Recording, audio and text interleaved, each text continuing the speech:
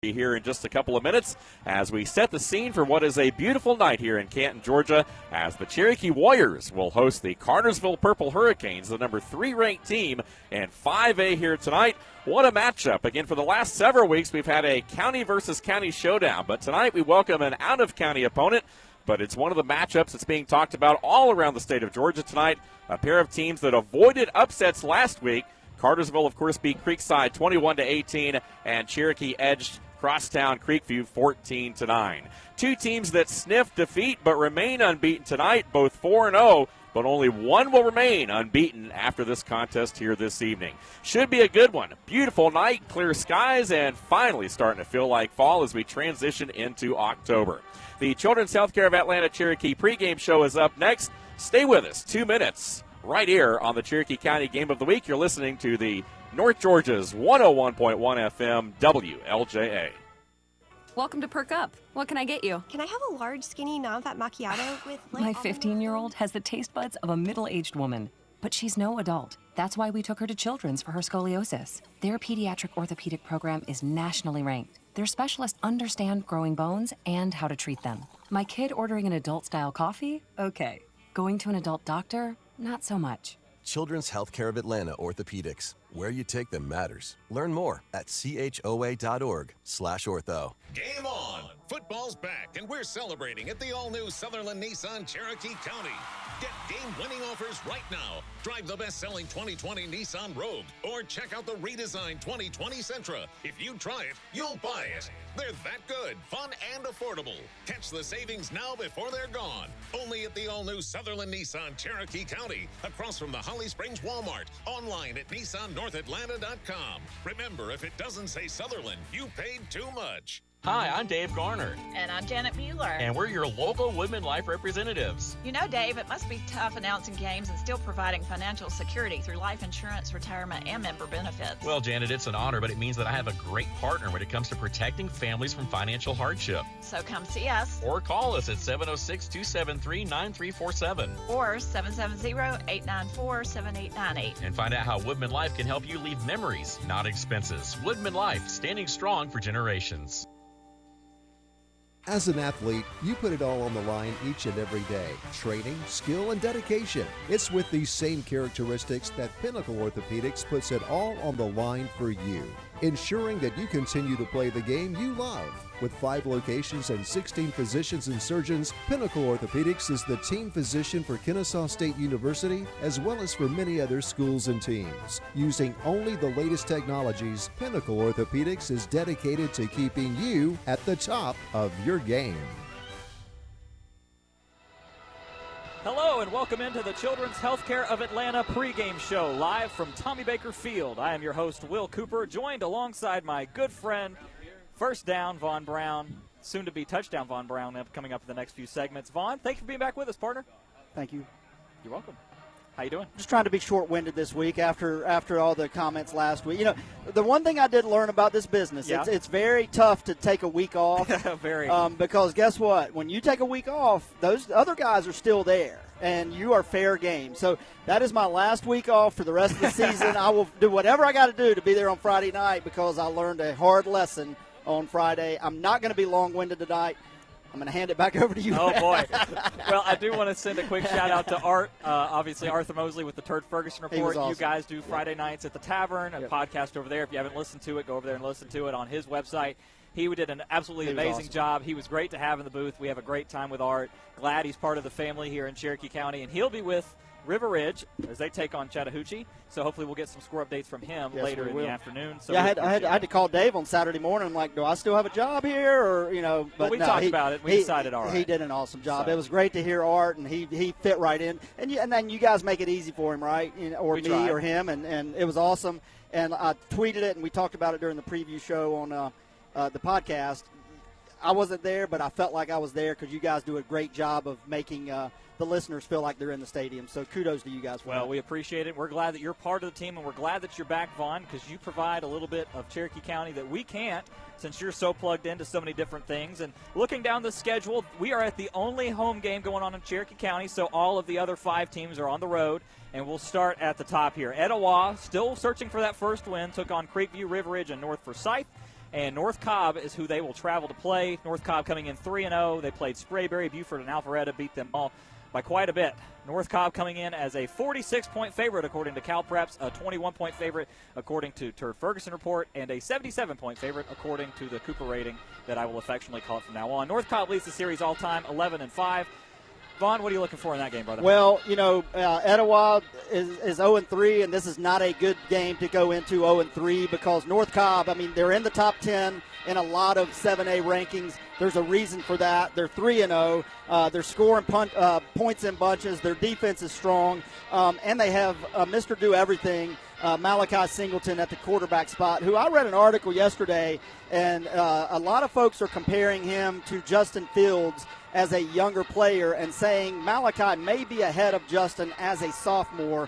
He's got 44 rushes, 313 yards, 7.1 a carry, 6 touchdowns, 35 of 46, which is good for 76% passing for 467 yards. So, they've got a ton around him, but the bottom line, if Etowah can't find a way to slow him down or stop him, you're in a world of hurt. And then Etowah, I think it's one of those things where they still have to continue finding where their offense is going to come from. So, because at this point, they have not found that. Right, you are. Obviously, they've tried a few different quarterbacks out, even talking about trying Dawson Heck, a quarterback that we haven't talked about yet, who you may see this game, so keep an eye out for that. But obviously still searching for answers, coming off a 28-0 loss against North Forsyth. Again, that is Etowah as they travel to North Cobb. Moving on to the next game, we have the Battle of the Bears, Creekview and Cambridge. Creekview is headed over to Cambridge to play them. Creekview comes in 2-1. Their last game, a loss against Cherokee, which was a nail-biter. We had that one here for you on WLJA last week. Came down to really the last few minutes as Cherokee ended up getting a safety and ended up holding on to win the game. It was 14-9, the final score of that one. Cambridge comes in 1-1. Their win against North Oconee and their loss against Forsyth Central, so still a mixed bag for them. They come in as Creekview with a 14-point favorite according to CalPreps, a field goal favorite according to my rankings, and they are picked by 10 from our friend Art for the Turd Ferguson Report. And Creekview has never lost to Cambridge, and they lead the series all-time 8-0. This is the first time they will face off as region opponents, but they have a long history as out-of-region opponents, and they're very familiar. So what are you looking for in this one, Vaughn? Yeah, 8-0 all-time. It's a little rivalry between the student sections. They like to go at it, and they go back and forth. But like you said, they're 8-0 against Cambridge. I think I think Creekview goes in there and wins this game. I don't see a scenario where Cambridge comes out with a win. Although Creekview's offense has really struggled, they've had to lean on their defense so much this year. But at the end of the day, and listening to you guys last week, and you were there and you saw it, Creekview with all their offensive woes, the defense keeps them in games, and they still had a chance late in that game to pull out a win against a very, very strong Cherokee. So I think for Trevor Williams and that staff, they've got to still be looking for just how can they get some rhythm. The passing game has been non-existent. Brody's hitting on 39% of his passes, and they don't have that Ethan Durham game breaker that can just take one to the house. So they've got to kind of build it and find where they're going to get it from and get the rhythm. Now, Tyler Stevens can pound it and he can get you some yards, but they've got to find a way to put the ball in the end zone a little more often. They can't win games all year 13-10. Right, you are. Once again, that's the first region game for the Grizzlies as they are in the new region, Region 7-6A. Moving on to another region matchup. River Ridge and Chattahoochee coming into this one. River Ridge 3-0, wins against Lassiter, Woodstock, and Etowah, So a bit of a surprise there, as we mentioned. River Ridge had never won a county game, 1-2, so big news for them. Chattahoochee comes in 1-1, their win against Northview, and a loss, 21-7 against Alpharetta. River Ridge comes in as a 25-point favorite according to CalPreps, an 18-point favorite according to my rankings, and only a 2-point favorite according to River Ridge, or according to the Turd Ferguson Report, who infamously said this afternoon, we'll see if they are contenders or pretenders. This is the first meeting for those two programs. What are you looking for in this one, Vaughn? Yeah, I heard from a couple River Ridge parents today saying that was bulletin board material for them. I've got River Ridge winning by 10. I think if you're if you are what you think you are and you want to be and you plan to be, they've got to go to Chattahoochee and take care of business. Chattahoochee struggled against a pretty good Alpharetta team, puts points on the board. I think River Ridge probably learned from that. we were there 2 weeks ago. I mean, again, I think we were all, I don't want to say shocked because I think we all thought River Ridge was going to be much improved coming into this year. They dominated that game on offense and defense like we haven't seen many games in the past. I think the one thing I've talked about a little bit is it's a different ball game being the hunted rather than the hunter. And all of a sudden, River Ridge, as odd as it sounds, only 3 games in, playing your 4th game, all of a sudden River Ridge is the hunted. They're favored. So can you take that transition from underdog to all of a sudden, hey, people are looking for us to win and post big numbers. I still think they go over there and take care of business by 10. And even more so impressive than their offense, I was more impressed probably in person. I know it was at a while, but their defense was lights out. They're you could tell their game plan was spot on, and I have no doubt they'll go to Chattahoochee tonight with a great game plan as well. Moving on to the last of the Region 7 6A matchups for the first week. Sequoia will head down to Johns Creek and do battle with them. Sequoia comes in 0-3. Their losses to Woodstock, Cherokee, and Cass. Johns Creek comes in 1-2. Their win against Alpharetta. Their 2 losses against 2 tough programs in Milton and Westlake. Sequoia is a 9-point favorite according to my rankings, but take that with a grain of salt because they are a 9-point favorite. Johns Creek is, according to CalPreps, and an 8-point favorite according to the Turd Ferguson report. Johns Creek leads this series all-time 2-0. Vaughn, what are you looking for in this one, partner? Yeah, I mean, besides yours, and hey, you stick with your system, right? But I think a lot of most other folks, whether experts or not, in that 7 to 11 point range for a Johns Creek win here. Johns Creek has some athletes. They got some D1 defensive guys. They got a D1 offensive lineman. The question is, can they move the ball, with their skill players? But, I think for Sequoia, Teeter's still looking at, what's he going to do? The team we saw here the first half a couple weeks ago was, I would put them up against anybody in that region. The team we saw the second half, maybe not. So, Jaden Mitchell's going to carry the load. Jack Pye scores is there. Aiden Moore, all have high averages, but, they made that switch at quarterback, put Connor Gillette in. It'll be interesting tonight if Matthew Traynor gets back in that mix because I was very impressed with that kid here playing a very stout Cherokee defense, and they put 20 points up in the first half. So, I think they're still looking for some identity over there. They know they're going to lean on Jaden Mitchell for the most part, but, can he handle the load for 4 quarters? They got to give him some help. Right you are. The final game is Woodstock at Calhoun. Woodstock comes in 2-2. They beat Sequoia and Campbell. That was Campbell's game last week, won 48-7. Their 2 losses are to 2 intercounty teams, River Ridge and Creekview. Calhoun comes in 3-1, 3-0 in Georgia play. Their 3 wins against Dalton, Cedartown, and a 60-0 win against Ridgeland last week. Their 1 loss is to a team called McCallie out of Tennessee. Calhoun is a 13-point favorite according to CalPreps, an 11-point favorite according to my ranking, and only a 3-point favorite according to the Turd Ferguson report. The first time these 2 teams have squared off, Vaughn, should be a good one. What are you looking for in this one? It should be, but I mean, you talk about Cartersville, you talk about Calhoun, you talk about these teams in the state of Georgia. Cartersville over the last 10 years, 89% win percentage. It's unbelievable total. Calhoun over the last 10 years, 91% win percentage. They don't lose a lot, fellas, and you're going to have to go all the way back to 2000 to find a year that Calhoun did not win 10 or more games. So they're not used to folks coming in there and walking out with a victory. What I do like about Woodstock, Buddy always finds a way, right? They went into that game last week with Campbell. Yes, Campbell was coming off a win, first one in a while. So we still didn't know what Woodstock was. They make the switch at quarterback. They moved Preston Lawrence to running back. Started there. He's a powerhouse runner. He runs downhill. He scores touchdowns. They moved Dan Como into the quarterback spot. He throws for 289 yards and 5 touchdowns in his first time. I think he's already second in the county in touchdown passes. So Brent Buddy will always kind of find that rhythm. He's got David Daniels. He's got Sebastian Moss. He's got Wes Bruno. So they've got kids. And, again, it's, you don't know what to expect. I still think they go up there and Calhoun probably finds a way to win that game. I think it's kind of similar to Etowah. Let's go compete. Let's go get better from it. It's a great non-region game. And we interviewed Buddy on Wednesday nights. Like, you wish this was a normal year because you'd like to take your kids and your fan base into Calhoun in that real atmosphere with a full house, but it'll still be rocking up there. We know that. Small town football. It'll be interesting to check those score updates. Absolutely, and as you mentioned, a lot of different changes for this one, including here at Tommy Baker Field. Cherokee County, 25% capacity here. We're looking over visiting against Cartersville. Lots of purple going on over there, but it's a pink out on this side. It is October, so Breast Cancer Awareness Month. A lot of people you will see in the stands wearing pink, as well as most of the referees as well have a few armbands on in the pink. And coming up for us on the Children's Healthcare of Atlanta Cherokee pregame show, we'll be taking a look at our game as the Cherokee Warriors host the Cartersville Purple Hurricanes out of Bartow County. We're looking forward to bringing that to you. It's coming up next on the Children's Healthcare of Atlanta pregame show. A 2-minute break, and we'll be back. You're listening to the WLJA 101.1 FM Cherokee County Game of the Week. When you are the official sponsor of the comeback, adding a few feet to a drive matters. First down. So does shaving 1/10 of a second off a lap.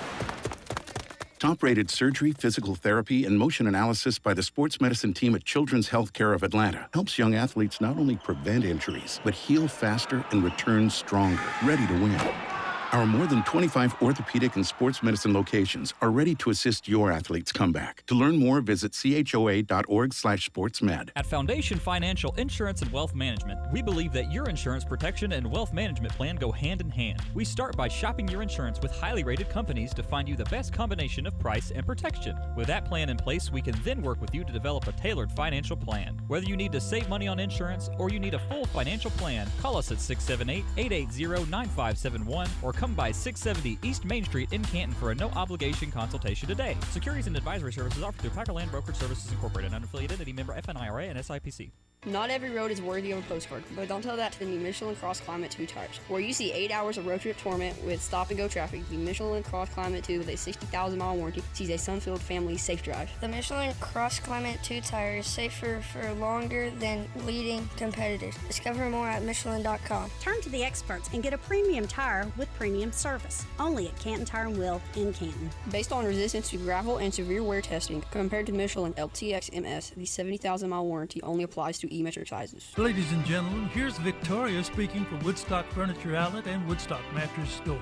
Hey y'all, it's Victoria at Woodstock Furniture and Mattress Outlet. Now we know during post-COVID, everybody's raising their prices, not us. And at Woodstock Furniture and Mattress Outlet, we have the best 0% interest-free financing available. Come and see us at the furniture store in Akron, Hiram, and Rome, and come and see our mattress-only stores in Canton, Kennesaw, and Douglasville, and get the best savings.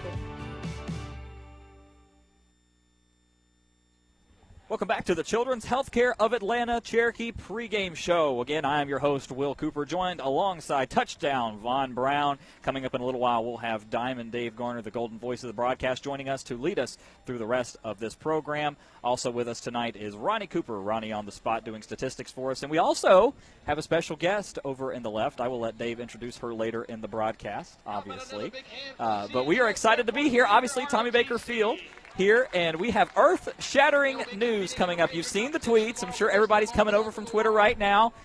Let's hear it, Vaughn. We're previewing the Cherokee Warriors versus the Cartersville Purple Hurricanes. What have you got for us, partner? Let's preview the game, and we'll drop it at the end of the preview. All right, we're going to drop it at the end of the preview. Coming into this one, both teams 4-0. Cherokee has yet to find a ranking in 7A. Of course, that is the top classification. Cartersville comes in as the number 3 team in 5A.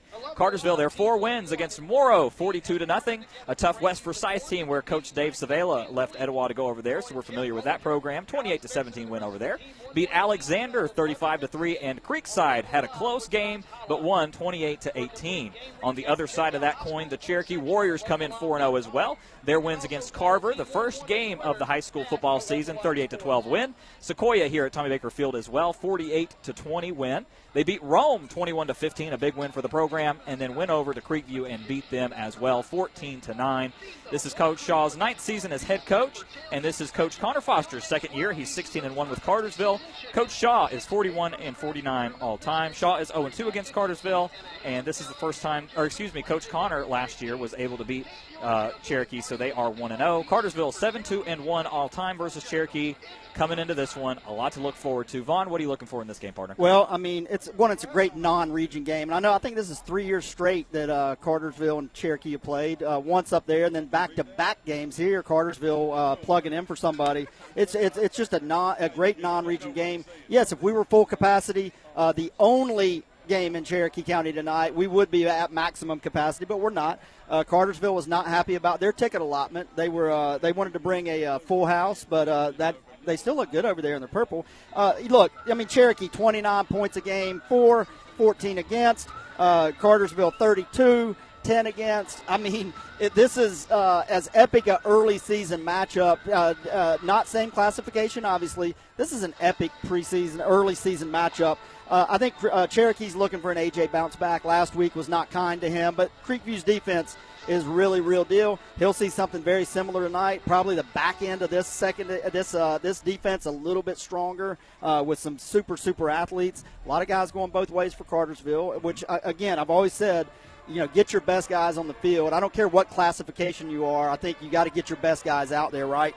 But I think AJ's got to bounce back. I do think Cherokee's defense is the real deal. We'll find out tonight. What they can't do is give up big plays because their red zone defense has been incredible tonight. And then you'll see a steady dose, a very, very steady dose of Keith Adams Jr. He dominated that Creekview game. Had some called back, but he dominated. I think you'll see something very similar tonight. And I also would be surprised to see him on a defensive end on passing downs. We've seen that. They instituted that against Rome, used it against Creekview as well. And obviously with a game against Cartersville, you expect them to use the talent where they got it. As you mentioned, these teams are very similar across the board as far as size and talent goes. When you look at the defensive line, the offensive line, very similar in size. And, of course, the receivers, going to have some mismatch there with the different opportunities that you're going to have. But the big one coming into this one for me that I'm really excited to see is, I'm a huge fan of Austin Trimble, and I'm really excited to see what Austin can do as he will undoubtedly be matched up against Devonta Ross, the 6 foot, 170-pound receiver. He's a senior, 16 receptions, 300 yards, 4 touchdowns. That should be an exciting matchup. Excited to see what he does against that young man. Yeah, Devonta and Sam Phillips on the other side, 23 catches, 245 yards, so they go to him early and often. You'll see Sam Phillips catching a ton of screen passes, uses his athleticism, try to break some, and so they're going to have to match up with both of them. And in turn, those guys will both move over to the defensive side of the ball. We know they have good hands, so AJ has to be very, very careful of where he throws that football tonight, or it could be going the other way very quickly. Cartersville 83-1 regular season. I mean, it's just one of those things, and I think a lot of folks are picking Cartersville amongst us. I think Patrick might have been the only one picking Cherokee tonight, and that's not a slap in the face by any means. What it says is Cartersville does not very often lose in the regular season. One loss since 2012, I believe that is. So it's just not very easy to get that regular season win against them. Their last regular season loss was September the 5th of 2014 to a North Cobb team who happens to be playing Etowah this afternoon. That's 62 consecutive regular season victories for these Cartersville Purple Hurricanes. So if you think it's an easy task, let me promise you it's not. As we mentioned, Cartersville comes into this one 7-2-1 all-time against Cherokee.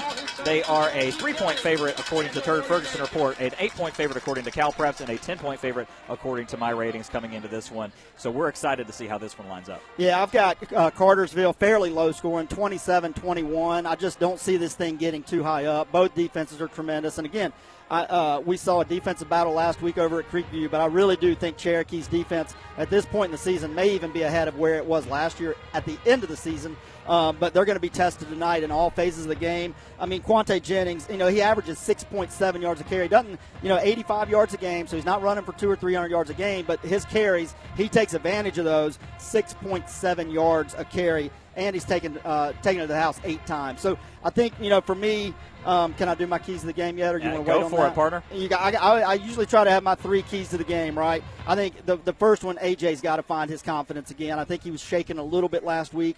Creekview running that press man and just in your face, and then bringing a pass rush. So he was just a little confused maybe on where he needed to go early. I think he's got to get some confidence early tonight to help them move the football. I think the defense has to minimize the big play. They're great in the red zone. I think if they can, slow down the big play, don't give them a long 80-yard touchdown, 70-yard touchdown, make them score in the red zone, I think they're going to be in good shape there. And then I think I got a feeling something's going to come down to special teams tonight. Who has the better special teams? Not sure, but I think there's going to be something quirky tonight in the special teams game.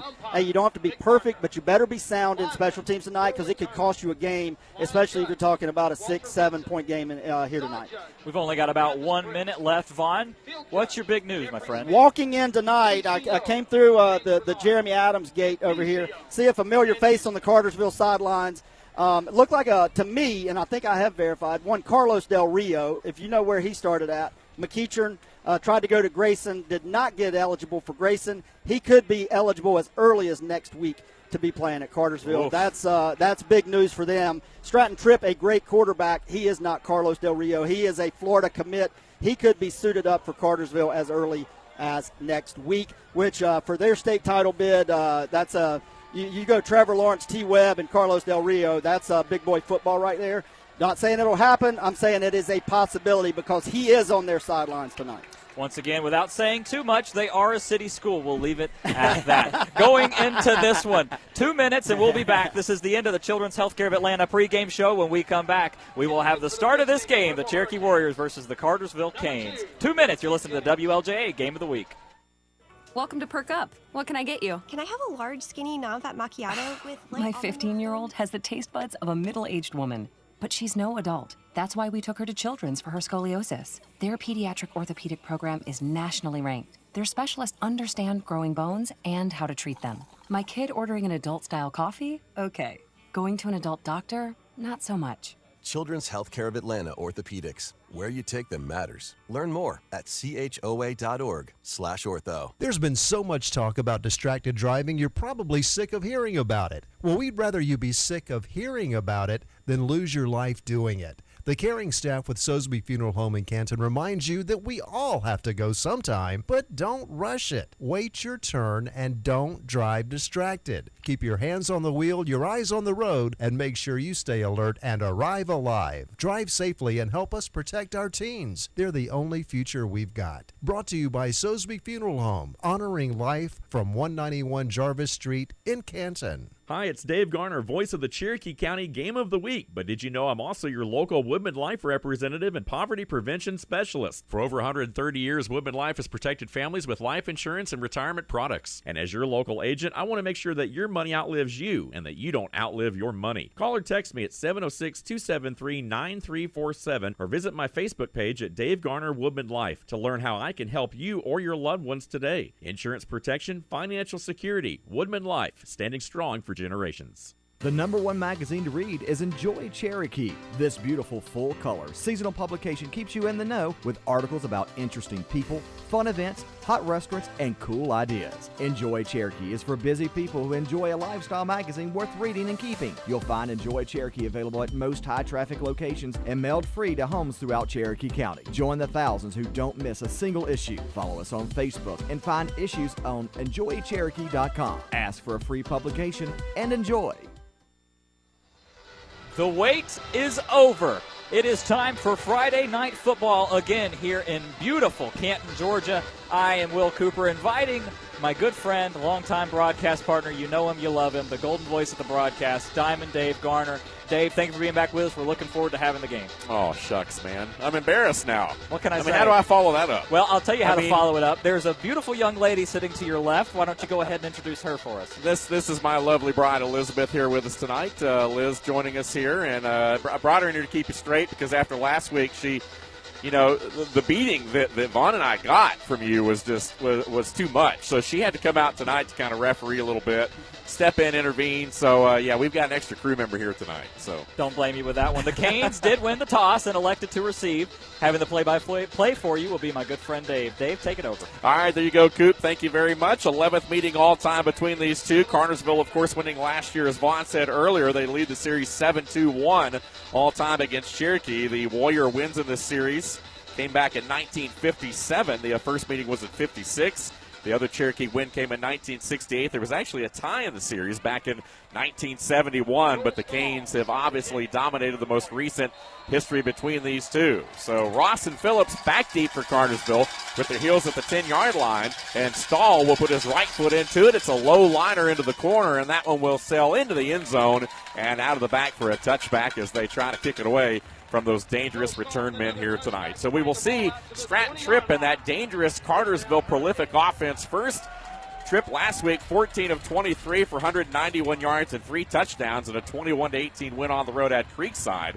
Again, the Cartersville Purple Hurricanes making the trip down to Fairburn last Friday night, and Creekside gave them all they could handle. Meanwhile, the Warriors, they had all they could handle over in East Cherokee, taking on the Creekview Grizzlies. 14-9 was the final in that one. So here we go, 1st and 10 for the Canes, moving left to right with the gold hats and gold pants, along with the white jerseys and the purple numerals.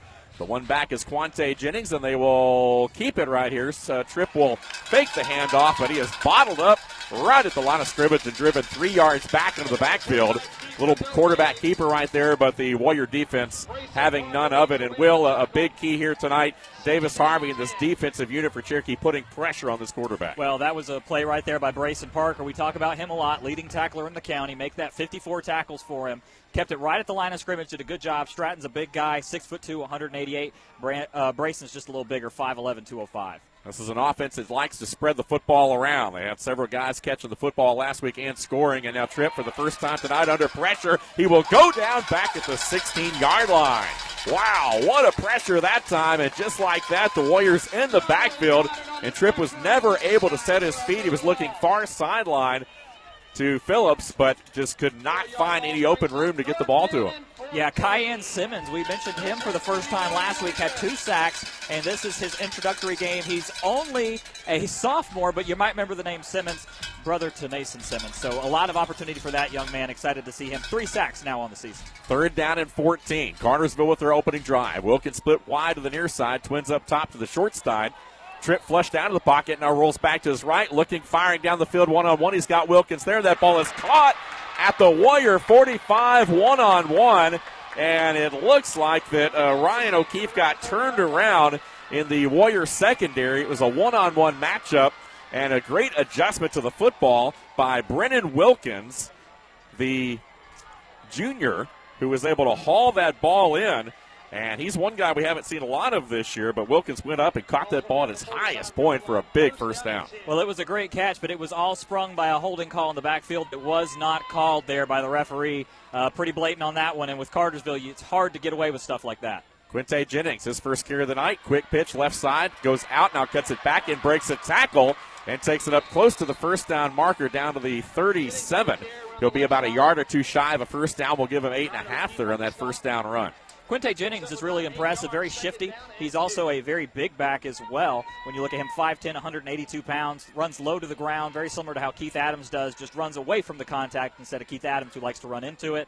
But keep an eye on him. He's had a big season, 51 carries, 341 yards, 8 touchdowns.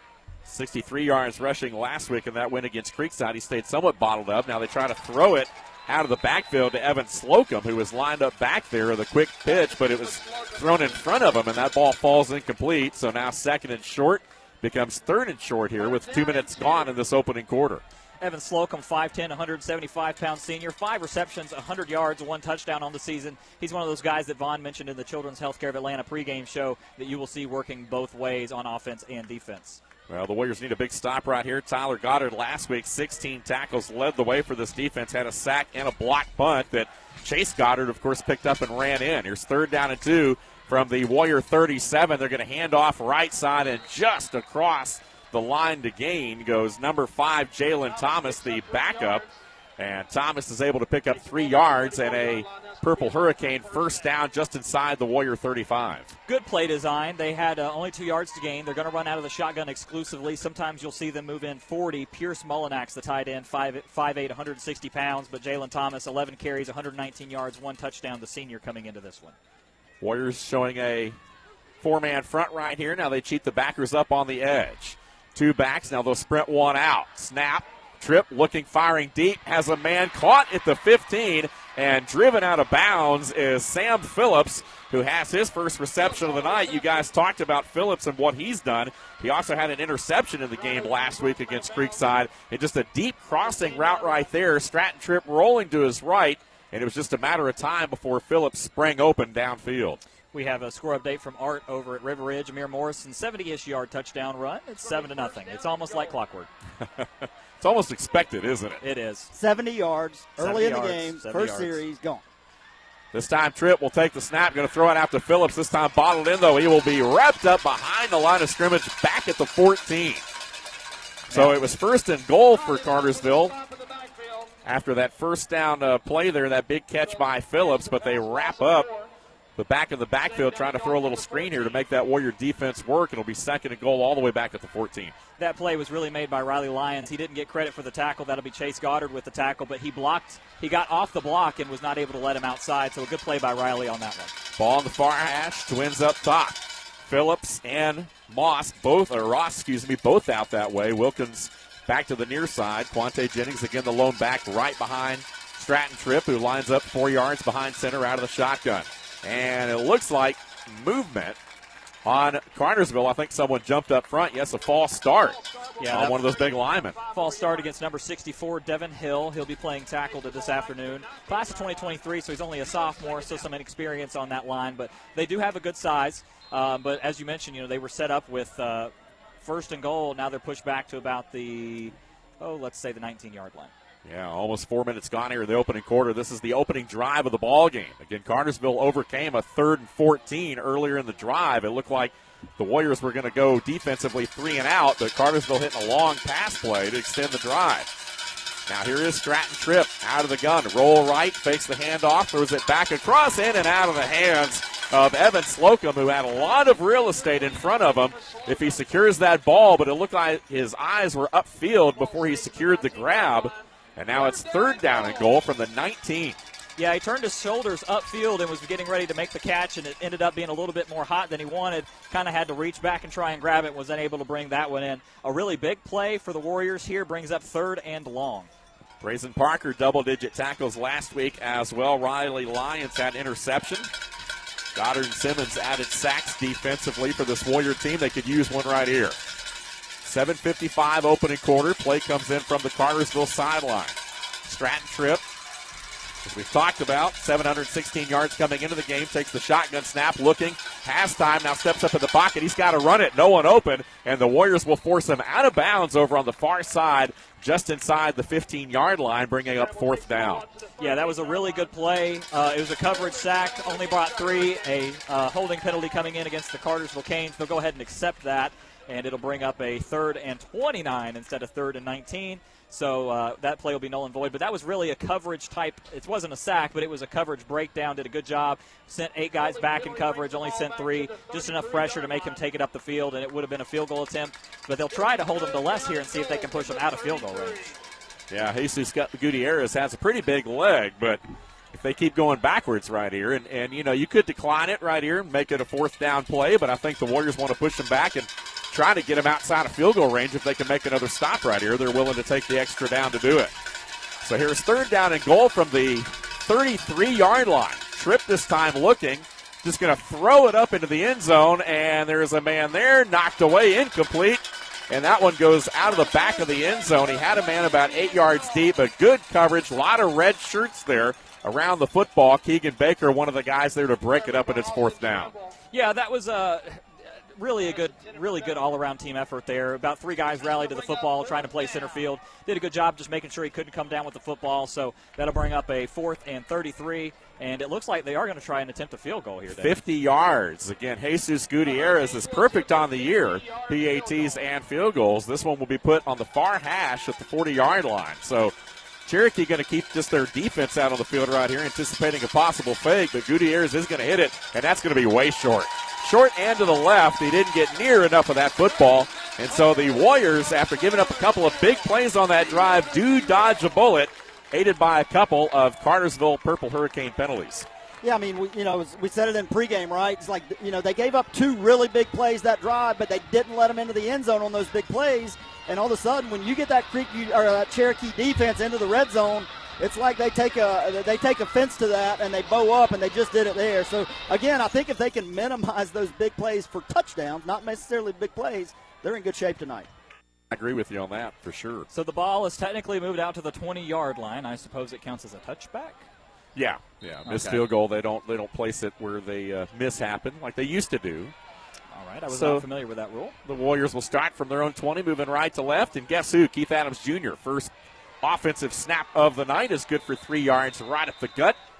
And Adams again last week, 140 yards rushing against Creekview. A.J. Swan pedestrian numbers, just 5 of 19, 82 yards, a touchdown and 2 interceptions. Bacher had the receiving touchdown there, and they're going to need some big plays in the passing game tonight. Well, Cherokee tends to do all run or all pass on their drives. They very rarely mix it up, although at the end of the game the yards are pretty separate. They need to do a better job mixing up the plays. Harshaw in motion. They'll fake it to him, throw it right across the middle, in and out of the hands of the intended target, who was hit right at the first down marker. That was Bacher, who just couldn't quite secure that grab, and a big hit there to break it up. It looked like Colby Benham, the DB, came up from the safety spot to jar that ball loose.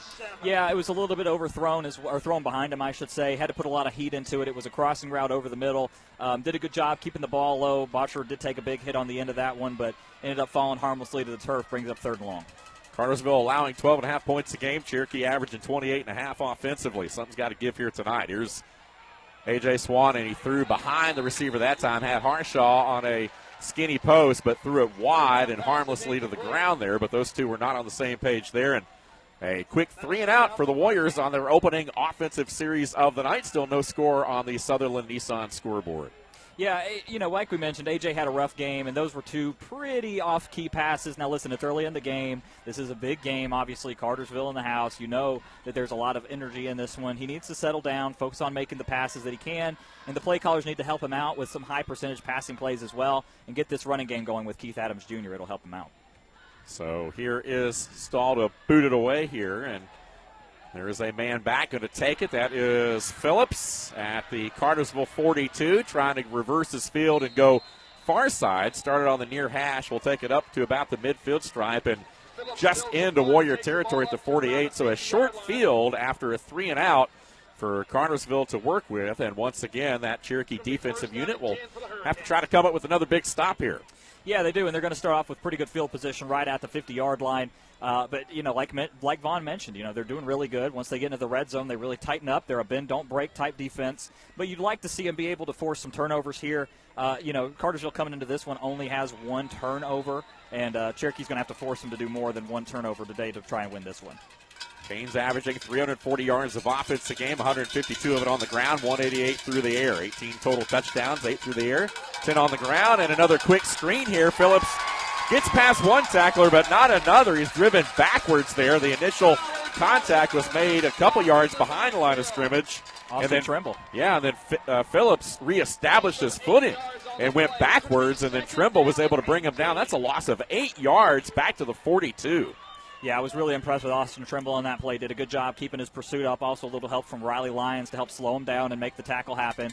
So obviously brings up 2nd and 18 here. So the Canes have a lot of negative plays in this first half. They've been behind the chains a lot. Devonta Ross wide to the near side.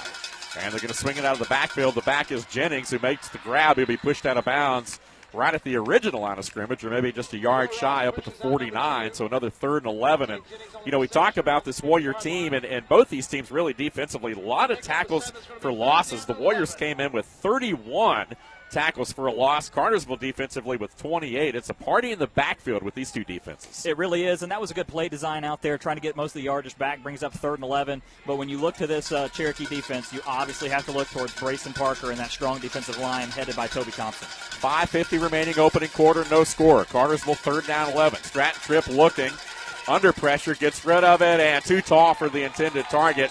Was trying to extend the play there, and just a great job defensively by Toby Thompson, who is laying on Stratton Tripp, who just had to get rid of that football. Had a man open momentarily. That was Amari Orr, but he overthrew him down at the Warrior 38.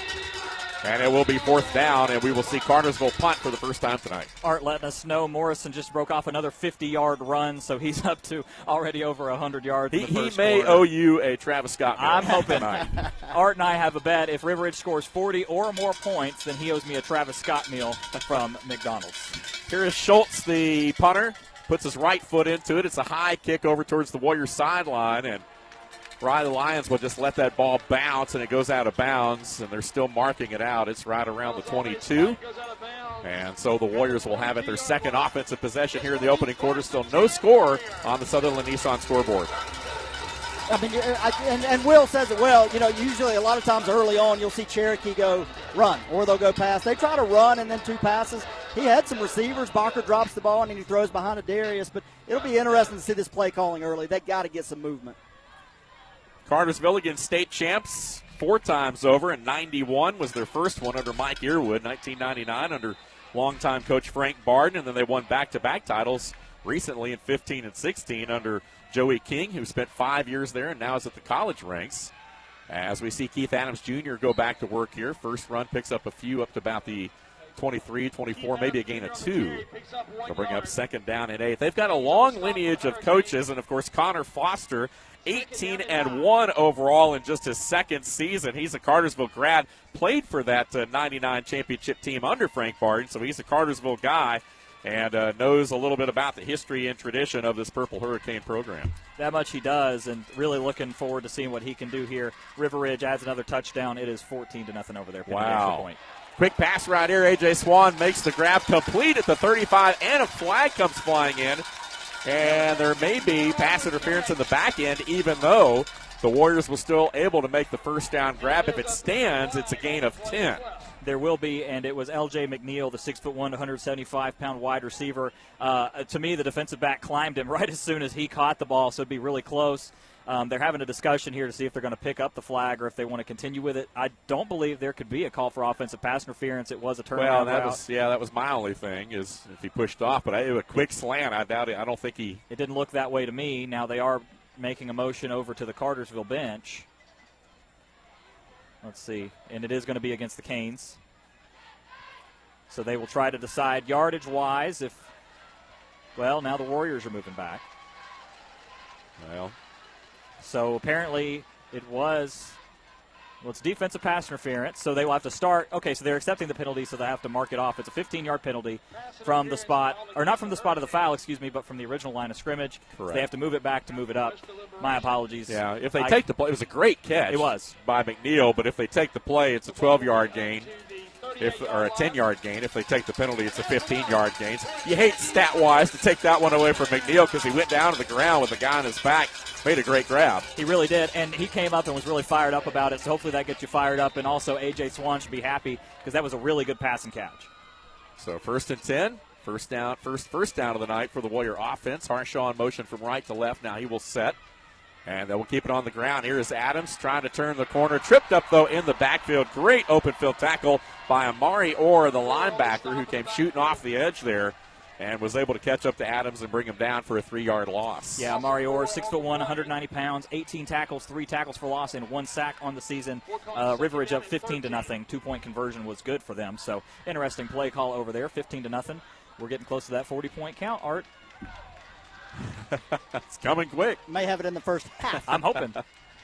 So 2nd down and 13 for the Warriors, moving right to left. All day. And plenty of time here. Now Swan just throws that ball away. It goes out of bounds. And well, that was close to being a lateral right there. There was no one in the area, and I think Cartersville's wanting a intentional grounding, and there is a flag down, and it is indeed going to be grounding. And Swan, as you said, Will, he had plenty of time to throw that ball, just didn't have anybody open, and then the pocket caved in on him. He just threw that ball away, but did not have a receiver in the area, so that's a loss of down and a 10-yard penalty.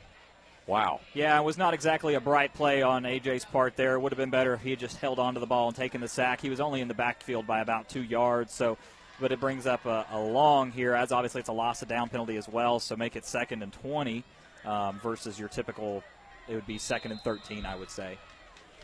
So here we go. 3rd down, and Lake Allatoona right here. Boy, they got to go a long way. They got to get all the way up to the 48. They've got the ball at their own 23. Trips to the near side, ball on the far hash. A receiver up there as well. I believe that's Harshaw. And now timeout going to be called by Coach Josh Shaw, the 9th-year head coach of the Cherokee Warriors with 2 quarterfinal appearances under this Warrior team in the last 20 years or so. Those 2, of course, under Brian Dameron, the longest tenured head coach at Cherokee. But Coach Shaw right behind him. 9 years, as we talked about. Last year, 8 wins, which was the most under Shaw. And this Warrior team already off to a great start at 4-0. Vaughn? Creekview gets a big stop down on the goal line against Cambridge, drives it all the way down. Cambridge, 4th and goal, gets a stop on Creekview. So, again, the red zone not being kind to Creekview. They've marched in there so many times this year and cannot get it in the end zone. Still 0-0 at Cambridge. Creekview's really got to figure out that offense as they move into region play. They're already there, but Cambridge is a good tune-up game before the strength of the region. You hate to say it like that, but they do have a good history against them. And as you mentioned, that timeout from Coach Shaw, he was hot coming off talking to AJ. Wasn't proud of he was really not happy with the intentional grounding, but then them having to take a timeout, he was really unhappy. So 3rd down and 24 after the timeout. A.J. Swan going to roll to his left just to get out of some pressure. Going to fire it down the field, but overthrows everybody, and that went into the Warrior bench, out of bounds. but not an interception. A smart, heady play there. Nothing open, just throw it away. Live to play another down. It'll be 4th down, but instead of punting this ball from around midfield, the Warriors will be punting it from inside their 15. So Cartersville set up to possibly have some pretty good field position once again. And remember, Brady Bosher comes into the game with 13 punts, 34.8-yard average, 53-yard long, but probably the biggest play of his season so far was the knee that he took in the end zone against Creekview for the safety. Now, he's not in the end zone on this one, so you don't have to worry about that, but still a little bit of miscommunication from the long snapper and the punter last game, so hopefully they worked on that over the week. Take a look at that snap. This one right on the money, and Bacher able to easily get this one out of here. Hit it high, and it's going to take a nice Warrior bounce, and Phillips thought about picking that ball up, but thought better of it as the red shirts were caving in on him, and that one was definitely, as we call it, a field flipper all the way down to the Cartersville 37. So that definitely puts the Canes a little bit further back into their own territory as the Warriors briefly win the battle of field position here after that punt. At 3:52 left here in the opening quarter, still no score on the Sutherland Nissan scoreboard. Dave Garner alongside Will Cooper. We got Vaughn, touchdown Brown. Again with us here tonight. Ronnie Cooper again on the numbers, and the rest of our crew. Hart feeding us scores from the Chattahoochee River Ridge game here tonight as well. North Cobb up 7-0 on Etowah. And Stratton Tripp will go back to work, swings it out to Phillips, and that play has just not been there tonight. Wow. Great open field tackle over there on the other side, and the Warriors were able to string that ball out. Riley Lyons came up from that corner spot. That little screen pass has not been there early for Cartersville. No, and the reason it hasn't been is because these guys are doing good at getting off the wide receiver blocks and doing a good job of tackling in the open field. Austin Trimble and Riley Lyons right now are eating their lunch in the backfield, being backed up by Keegan Baker and Chase Goddard at the safety positions. So neither team able to stay in front of the chains here so far in this opening quarter. Cartersville again, another negative play. They've got 2nd and 17. This time Quante Jennings on the ground. Breaks a tackle or two. Still on his feet. Will take it up to the 40-yard line. A good, strong run right there. And actually that was number 6, Amari White, the third different running back we've seen here in this opening quarter for Cartersville. And Amari was able to get some of that yardage back plus some. Sets up a manageable 3rd and 5. Pooch answers back 15-7 over there. Yeah, when you look at the the running back lineup, Quante Jennings, Amari White, and Jalen Thomas will be your 3 running backs that they like to go to here. Formation here, they're spread out. They've got Phillips in the slot to the near side. Ball on the far hash. 3rd and 5. Stratton Tripp again, 5 yards deep. Out of the gun. Now takes a step up. Going to fire a quick pass. That one is caught, but well short of the first down. They had Sam Phillips who went a yard and then turned around and they hit him, but there was a body on him immediately, and that was Goddard who just came up and hit him, and only a yard. And that's a play right there where, you've got to get to the first down marker, and that was almost too easy. Yeah, Tyler Goddard did a good job. 46 tackles, second leading tackler on the team. His twin Chase Goddard plays in the safety. He's a little bit bigger, 5'10", 170 pound for the linebacker. Both of those guys juniors. So once again, we will see Philip Schultz, the punter, who will punt it from just inside his own 30. Oh, bad punt off the side of his foot. This one straight up the chimney chute. Takes a little bit of a Cartersville bounce, but it'll die right at the Warrior 45. That's only a 12-yard punt. And the Warriors are set up nicely. And I would imagine punting is something Cartersville doesn't do a lot of.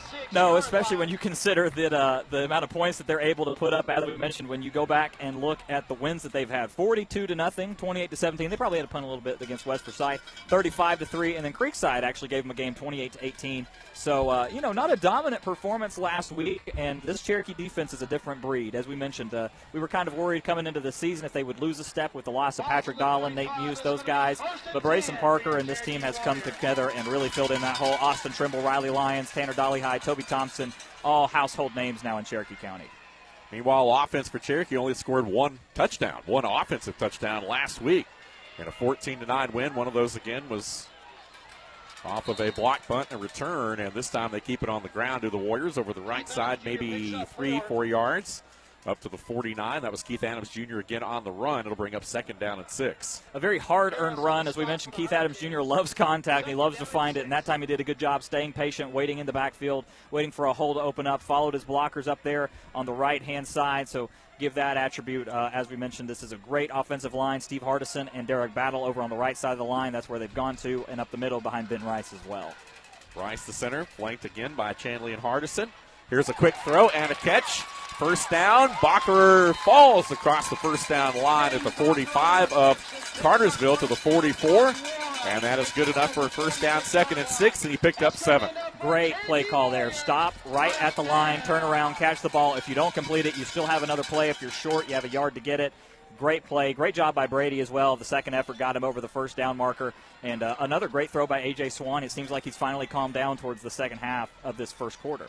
Inside a minute, opening quarter, still no score, but the Warriors on the move at the Cartersville 44. 333 yards of offense a game for the Warriors this year, almost 200 of it in the air, 136 on the ground. 15 total touchdowns. They've done it a lot of different ways. And here's Adams Jr., who will take it 4 yards again over the right side of that offensive line. We talked about the center and the guard. Simmons in battle, the outstanding tackles as well, and they like to run behind them. And again, 4 yards there brings up 2nd and 6. Also, when you look at Mason Simmons, 6'4", 290 pounds, he'll be matched up against Manny Hayes, 6'2", 220 pounds. So a big size disadvantage for Manny over there. But he has 13 tackles and 2 sacks, so he needs to keep a good job keeping him out of the backfield. Done that so far. Keith Adams having a little bit of success now. Warriors' final snap of the first quarter. Swan rolling right, looking, firing, no one open. That ball was nearly knocked away, nearly intercepted over there on the far sideline. It goes out of bounds, and that is it for the end of the first quarter. When we return, the Warriors will have a 3rd down and 6 to extend their drive. No score at the end of one. We'll take a 30-second timeout.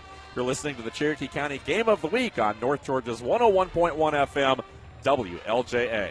Not every road is worthy of a postcard, but don't tell that to the new Michelin Cross Climate 2 tires. Where you see 8 hours of road trip torment with stop-and-go traffic, the Michelin Cross Climate 2 with a 60,000-mile warranty sees a sun-filled family safe drive. The Michelin Cross Climate 2 tire is safer for longer than leading competitors. Discover more at Michelin.com. Turn to the experts and get a premium tire with premium service. Only at Canton Tire and Wheel in Canton. Based on resistance to gravel and severe wear testing, compared to Michelin LTX MS, the 70,000-mile warranty only applies to E-metric sizes.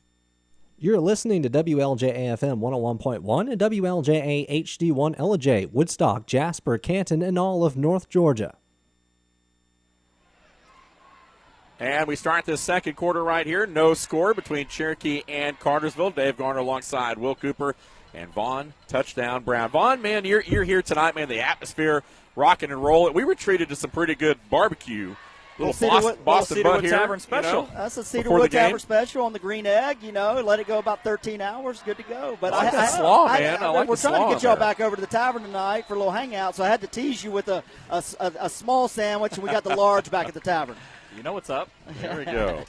No score here as we start this second quarter. Cherokee with the football, faced with the 3rd and 6 from the Cartersville 40. And this time going to throw it one-on-one. Miscommunication. That ball will fall incomplete right at the goal line. Harshaw went about 30 yards, but he stopped at the 10-yard line. And we might have a penalty marker down. I'm not sure. They're blowing it dead over on the far sideline over there. Sideline warning against Cartersville. I see the hand motion over there now, I believe. Yep, it's going to be a sideline warning against the Canes. For that play right there, that was kind of a backbreaker there. Just a miscommunication. Receiver was running a post, and he was throwing as it was a fly route, and just fell harmlessly to the turf there. But it's kind of a heartbreaker because you did have a good bit of success, a couple of first downs, and now you have to punt it back to this team. And you had really good field position to start it, but at least you can pin the Canes back here if you're able to get it stopped. Bacher, the punter. Sam Phillips back deep with his heels at his 10-yard line. This one kind of angled off the side of his foot, and that was a bad punt as well. So we've seen a couple of ones hit off the side of the foot here over the last couple times. One by Cartersville, now one by Cherokee, and they're still marking that ball up. They're going to mark it out at the 30-yard line. So that, I'm not even sure. That wasn't maybe a 10-yard punt? Yeah. So a back-to-back, basically. You had a 12-yard punt, I think Cartersville had, and now you got a Cherokee 10-yard punt. So neither team able to take advantage of being able to pin the other team deep. Especially when you consider how good these punters normally are. There's no wind in the air. As Vaughn made the signal, licked his finger, held his finger up just to make sure there wasn't any wind, and there's not. The trees are very still surrounding Tommy Baker. So Stratton Tripp and the offense back to work. Quante Jennings flanked to his right, and they will keep it on the ground, and he is hemmed up maybe a yard and a half at the most. We talked about Quante Jennings coming into the ball game, 51 carries, 341 yards, over 6.5 a tote with 8 touchdowns. He's averaging right around 85 yards a game. He's had a couple of runs here in the first half, but it's been running back by committees we talked about. We've seen 3 different Canes with the rock here in this first half. Brayson Parker in there for the first contact made. He was joined by a group of other Warriors as well. Toby Thompson with half a tackle on that play. So Twins left and right on 2nd and 9. Tripp looking, steps up in the pocket, no one open. He's going to try to run it, trying to turn the corner, and he'll just run out of bounds as the footsteps were coming that time. And, of course, you had big number 43 there, Cody Butler, who was bearing down on him and pushed him out of bounds after a short gain. So 3rd down and a long 5.5 right here. They'll say 3rd and 6 up on the Tommy Baker Field scoreboard here. Another opportunity for this Warrior defense to get off the field. River Ridge scores again, 22-7. Amir Morrison has his second touchdown score. Come on, 40, and there's going to be another false start on the Canes. Yep, one of those big offensive linemen jumped there. I think that might have been number 58, Shadre Hurst, who may have moved a little bit. Vaughn?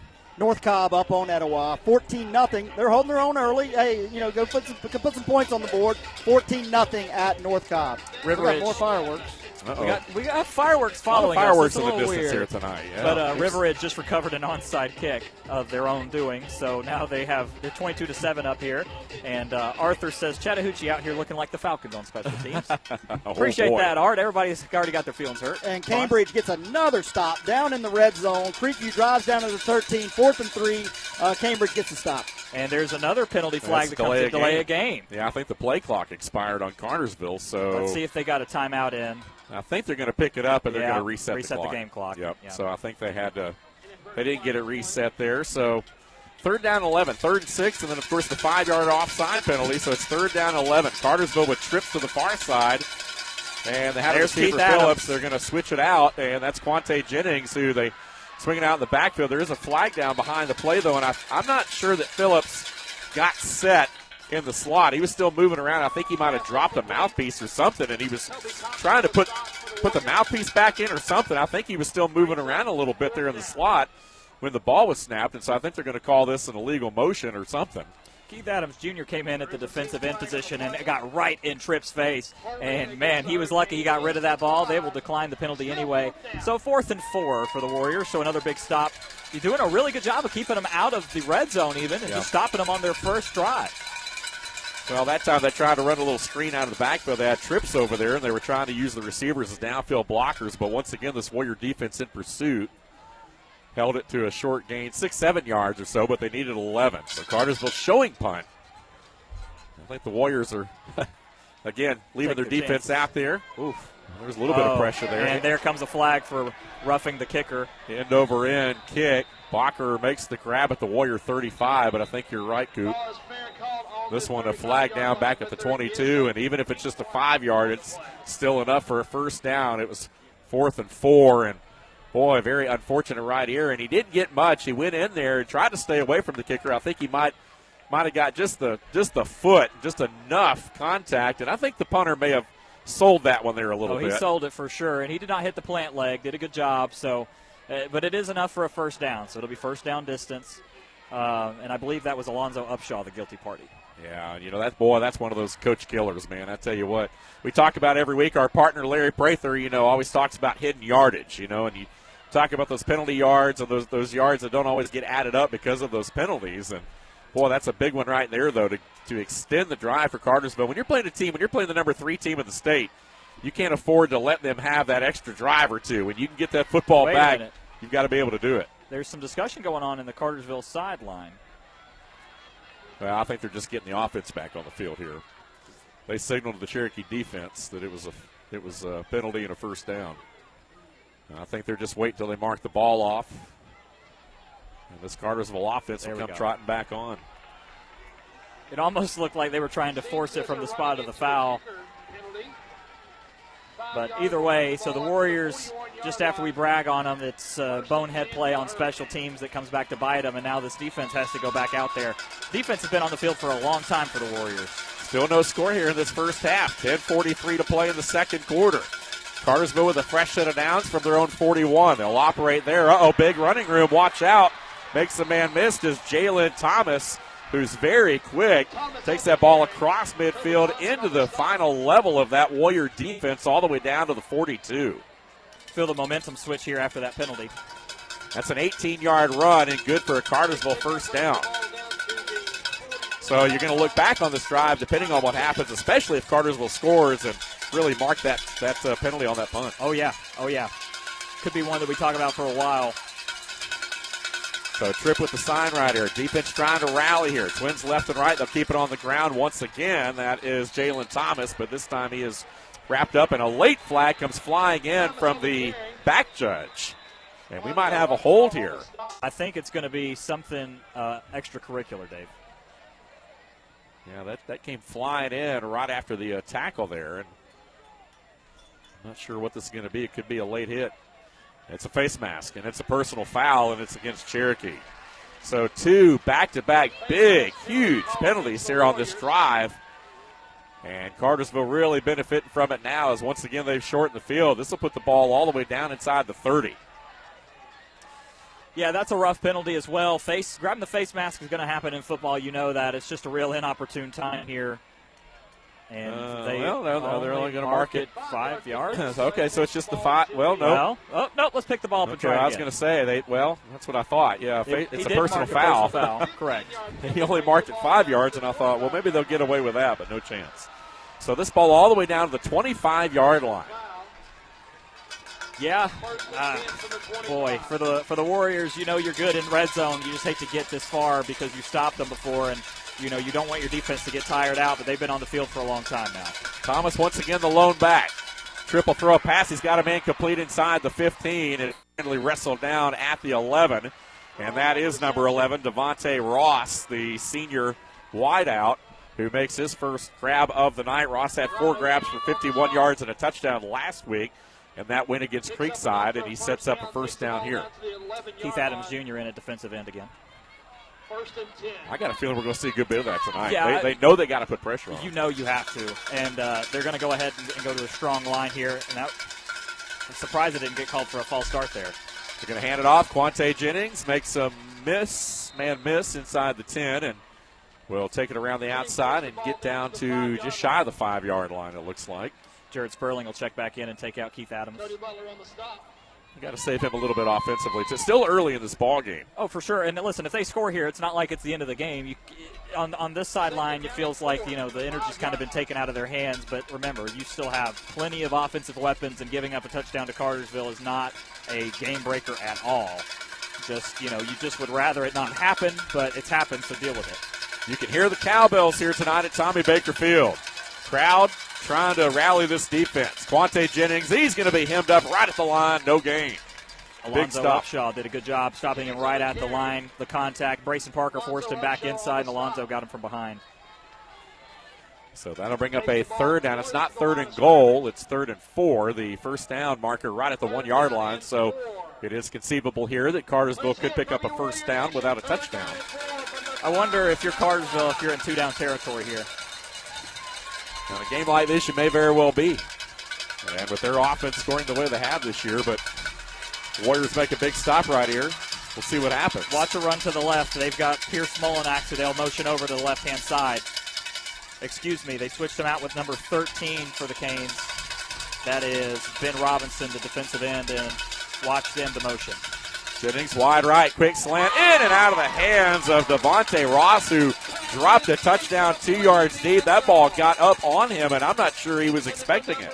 I'm not sure he saw it, to be completely honest with you. Looks like they're going to bring out the field goal unit with Cherokee's struggles offensively. Not a difficult decision. Well, and I tell you, this is a win for that Warrior defense, though, as they overcome 2 penalties, a 15-yard personal foul face mask on this drive. All set up, of course, by the running into the kicker call on 4th and 4 that gave Cartersville a fresh set of downs. So if the Canes come away with 3, you got to feel pretty good if you're the Warrior defense. Jesus Gutierrez will tee it up from the 12-yard line. A 22-yard field goal from the far hash. The kick is up. It's got the leg, and it is through there. So with 7:58 to play here in the first half, we've got a score. Cartersville 3, Cherokee nothing on the Sutherland Nissan scoreboard. 30 seconds and back with more. You're listening to the Cherokee County Game of the Week on North Georgia's 101.1 FM, WLJA. Ladies and gentlemen, here's Victoria speaking for Woodstock Furniture Outlet and Woodstock Mattress Stores. Hey y'all, it's Victoria at Woodstock Furniture and Mattress Outlet. Now we know during post-COVID everybody's raising their prices, not us. And at Woodstock Furniture and Mattress Outlet we have the best 0% interest-free financing available. Come and see us at the Furniture Store in Akron, Hiram, Rome, and come and see our mattress-only stores in Canton, Kennesaw, and Douglasville and get the best savings. 7:58 to play here in the first half. Cartersville with a 22-yard field goal makes it 3-0 on the Sutherland Nissan scoreboard. Will, how about those first quarter numbers we're just now getting to? Cartersville, 19 plays, 5 rush for 19 yards, 7 of 11 in the air, 55 yards, 74 total. They were on the field for 7 minutes and 54 seconds. That's something to keep an eye on. And then over on the other side, Cherokee, 12 plays, 6 rush, 9 yards, 1 of 6 passing, 7 yards, 16 total, and only on the field for 4 minutes. And already 4 minutes gone here, basically, in this quarter. A high pooch kick by Gutierrez, taken at the 15-yard line. Warriors trying to get back into the middle of the field there. They hit it to the up back, and not much of a return at all. In fact, Bacher, who made that grab a little bit slow to get up, he was hit hard there as Cartersville got down in a hurry. A lot of team speed. And Cherokee will start from inside their own 20 on this series. This is one of those games where you take a look and every single position has skill and talent outside of your typical player. And I tell you, you look at the offensive line, the defensive line, it's a great matchup. It's going to be a great matchup all night. These receivers are beyond above average, and these defensive backs are elite in some cases. And you look at the quarterback play, both of these guys really impressive. A.J. Swan, 3-star recruit, both running backs. Now, listen, Cartersville has a whole stable of them. Cherokee is just going to rely on Keith Adams Jr. for this one.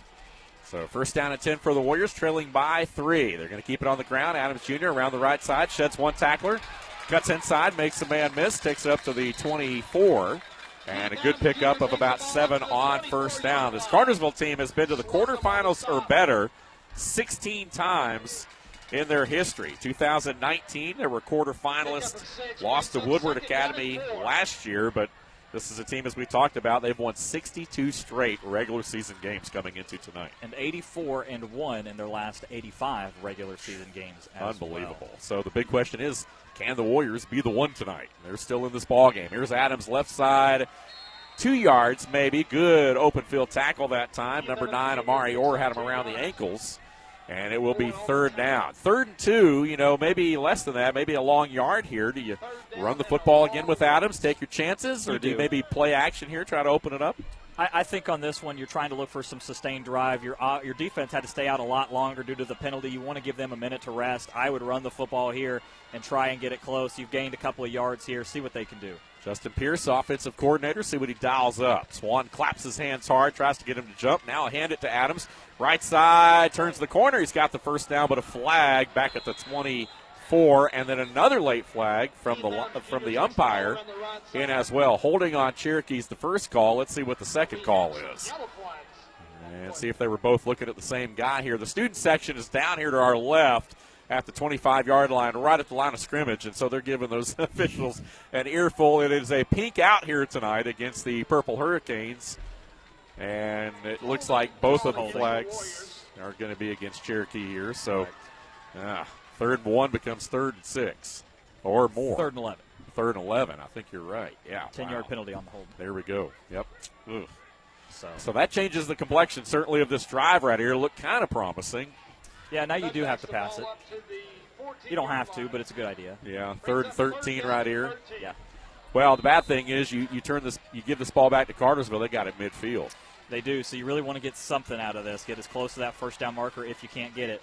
Swan looking under pressure now, rolls, fires a deep outside pattern out of bounds. They had a guy open. He rushed that throw to Bacher, maybe just a little too fast. Bacher ran a nice route. It was just a deep out, just stuck his foot in the turf, came back to the sideline, had the DB's hips turned, but Swan was kind of on the run there and threw across his body there a little bit, just couldn't make that throw. It would have been a first down grab at the 30 had he got it there, but as it is, 4th down, and now Bacher will punt from his goal line. And you've got Devonta Ross with his heels in Warrior territory at the 49. And once again, this is where they were when they had to take the knee against Creekview. Low snap again, but did a good job getting it off. This is a low liner, and he's going to let it bounce. I'm surprised he didn't try to come upfield that one, but the Warriors got down there quickly. Pretty good punt under the circumstances, and that ball at the Cartersville 48. It'll be touchdown there. And once again, the Canes will go to work with a short field, a 3-0 lead with 6:18 to play here in the first half on the Sutherland Nissan scoreboard. Coming up at halftime, the Foundation Financial halftime show. The Golden Boy Will Cooper and Vaughn Touchdown Brown will have that for you. Again, that coming up here after the final 6 minutes and 18 seconds here of this first half. Good football game, though, so far. It is a good football game, back and forth. If you're a big fan of defense, and this is what you're going to get. We kind of knew this coming in wasn't going to be a slugfest. You kind of feel like the Cherokee's lost a lot of momentum in this one, but they're still hanging in. Quante Jennings around the outside, little stretch play. Oh, boy, and that's going to come back. A big flag there. That's going to be a hold. And they're going to call that one on Devonta Ross, who had some uniform there. And there's a nice little cut there by Jennings. If the play stands, which I don't think it will, it would be all the way down at the Warrior 40, but that'll be a 12-yard, 13-yard run negated by a holding penalty here on the receiver. I think it's actually going to be a block in the back. And it's going to be a hold. You're right about that. But, yeah, Devonta Ross there.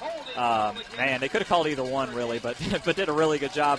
I tell you, Quante Jennings is incredibly fast and incredibly shifty. When he's cutting, he is able to cut on a dime and take it upfield. He's a big kid, too. I mean, that's the thing. He's got some legs. 5'10", 182 pounds, so it's not like when he gets into the secondary, he's going to fall down easy.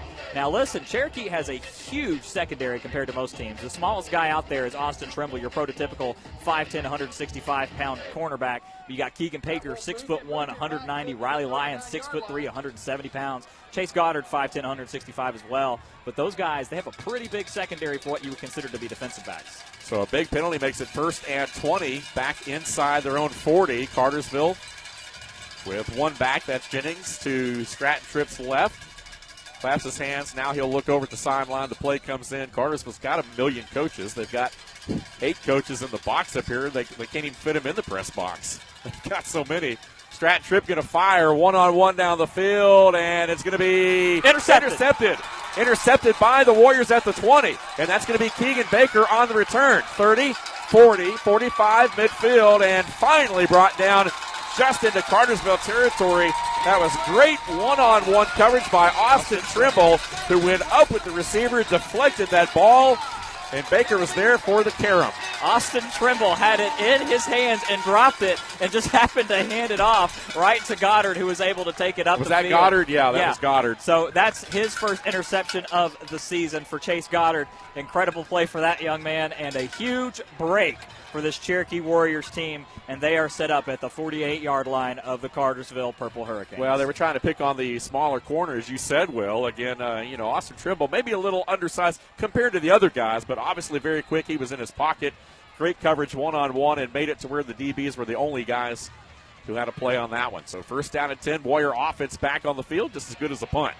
And here on the ground is Keith Adams Jr., who tiptoes his way inside the 45 of Cartersville down to the 43.5. A pickup of 5 yards on 1st down. 5:17 to play here in the first half. Cartersville leads it 3-0 after a 22-yard field goal just a couple of minutes ago off the leg of Jesus Gutierrez.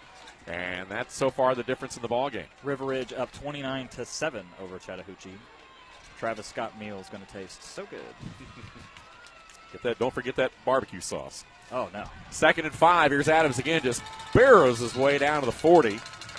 Pick up a 3 yards there, and you can tell that the Warriors are trying to wear down the interior of that Cartersville defense, just pounding big number 3 up in there and trying to get what they have. And, depending on how they're running the football right here, this may be 4-down territory if they don't pick it up here on 3rd and 2. Calhoun up 14-0. Johns Creek up 7-0. And Pickens County and Union County no score. Etowah 3, North Cobb 21. Trips to the near side. One receiver up top. Adams the lone back. A.J. Swan claps the hands. They'll hand it to Adams straight ahead. Makes a man miss. Left side. Big room. 20. Wow. Big run there inside the 25 down to the 23.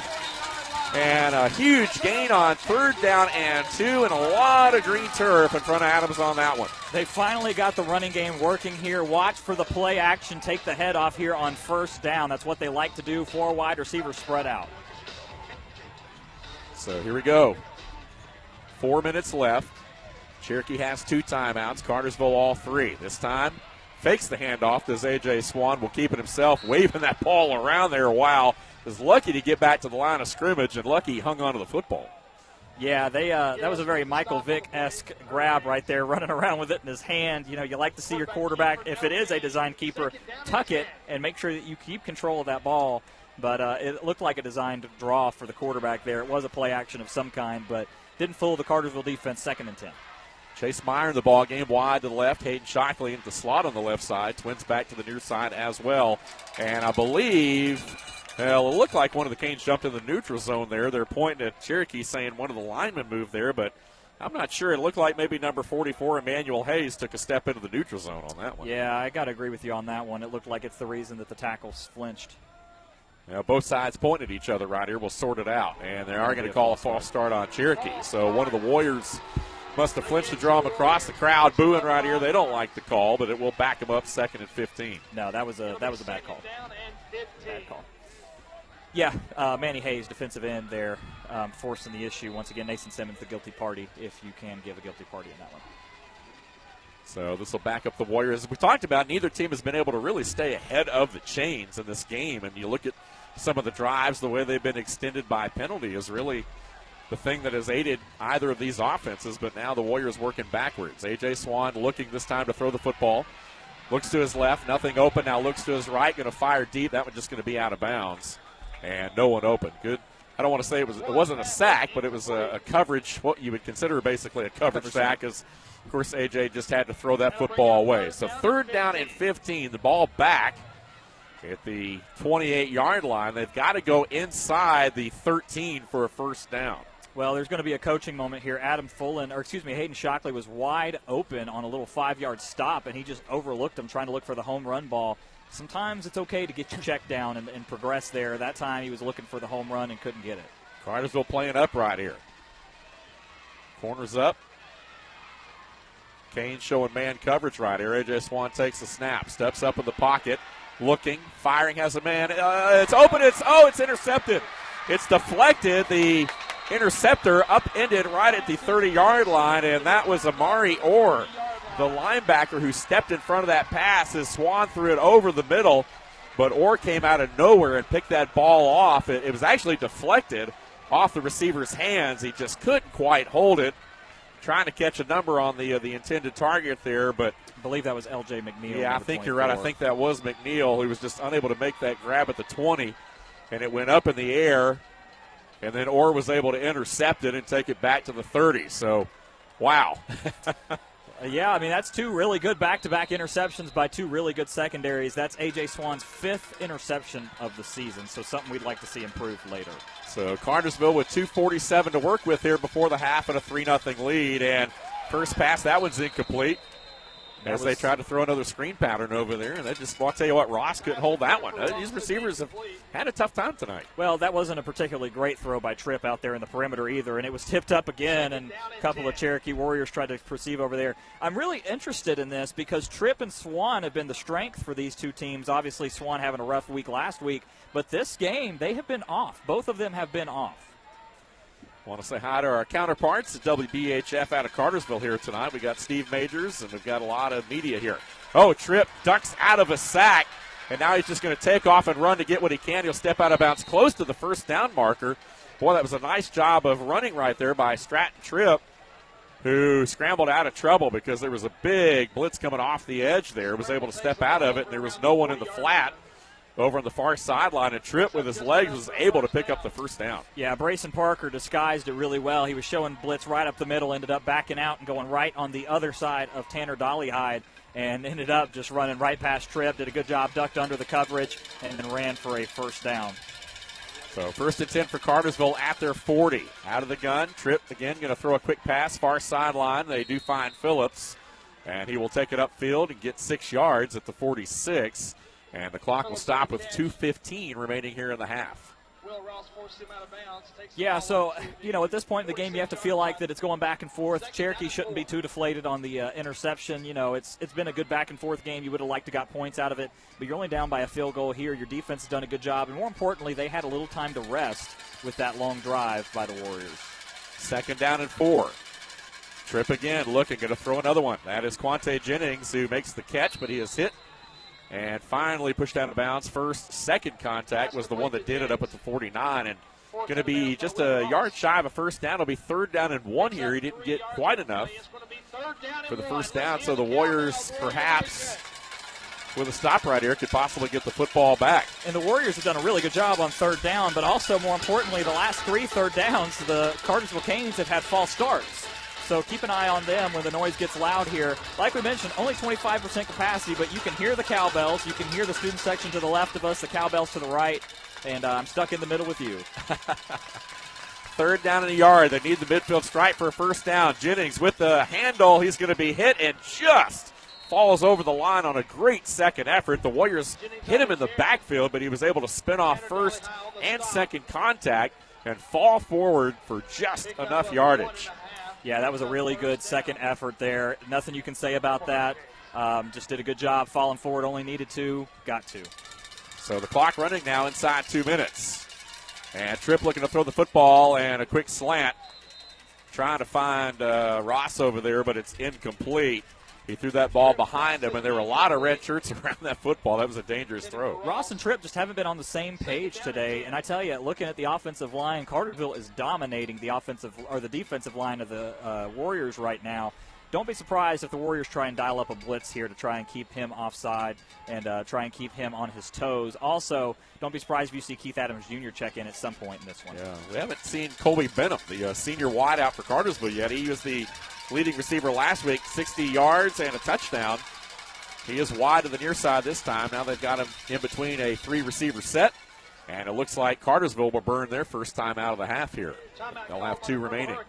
This has been, for 2 teams that you would consider to come in and be well coached and you would consider them to be ready for this game, they both look incredibly sloppy. Now, one of my things in my game notes that I do have is that neither of these teams has had a bye week. And they're both coming off of games that were incredibly close. Cherokee was able to beat Creekview 14-9, but it came down to the last minute of the game. And then Cartersville was able to beat Creekside 21-18, and real nail biter over there as well. So these teams are coming in not super fresh. And keep another point in mind.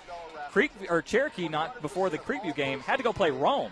So you're talking about a team back-to-back, emotionally taxing, yeah. Right, so you had the Corky Kell on a Wednesday, and then you played Sequoia here, and the Sequoia game in the first half was real close, and then you have to play Rome, and then you have to play Creekview, and then you have to play Cartersville. You're talking about a really heavy physical and mental and emotional load, and then also on the other side, as we mentioned, Cartersville not having an easy time either, because as your 4 wins are against Morrow, West Forsyth was one that was a really challenging game for them, Alexander, and then Creekside, as we mentioned. So not a lot of gimmies for either of these teams, and no bye weeks to work on things. Just keep going and keep going. So something to keep an eye on as we get later in this game. Both teams will have a bye week next week, though. Could come at a better time. And Cartersville, again, will have next week off, and then they'll go to Cass, their crosstown rival, and Cherokee, meanwhile, off next week as well. So after the timeout, 2nd down and 10. Cartersville works right to left from the Warrior 49 flag down. Tripp flushed out of the pocket, rolling left, looking, has nowhere to go with the football, still on his feet, stays running. This one's coming back anyway. Reverses field, finally drug down, and all that run, and he ran 30 yards easily for a 2-yard gain, and I think all for naught. And he made 2 Warriors look like they were ice skating out there, just cutting and breaking ankles. But I think you're right on this one. It's going to be called back. Well, the flag came in early, and they are motioning. It is against Cartersville.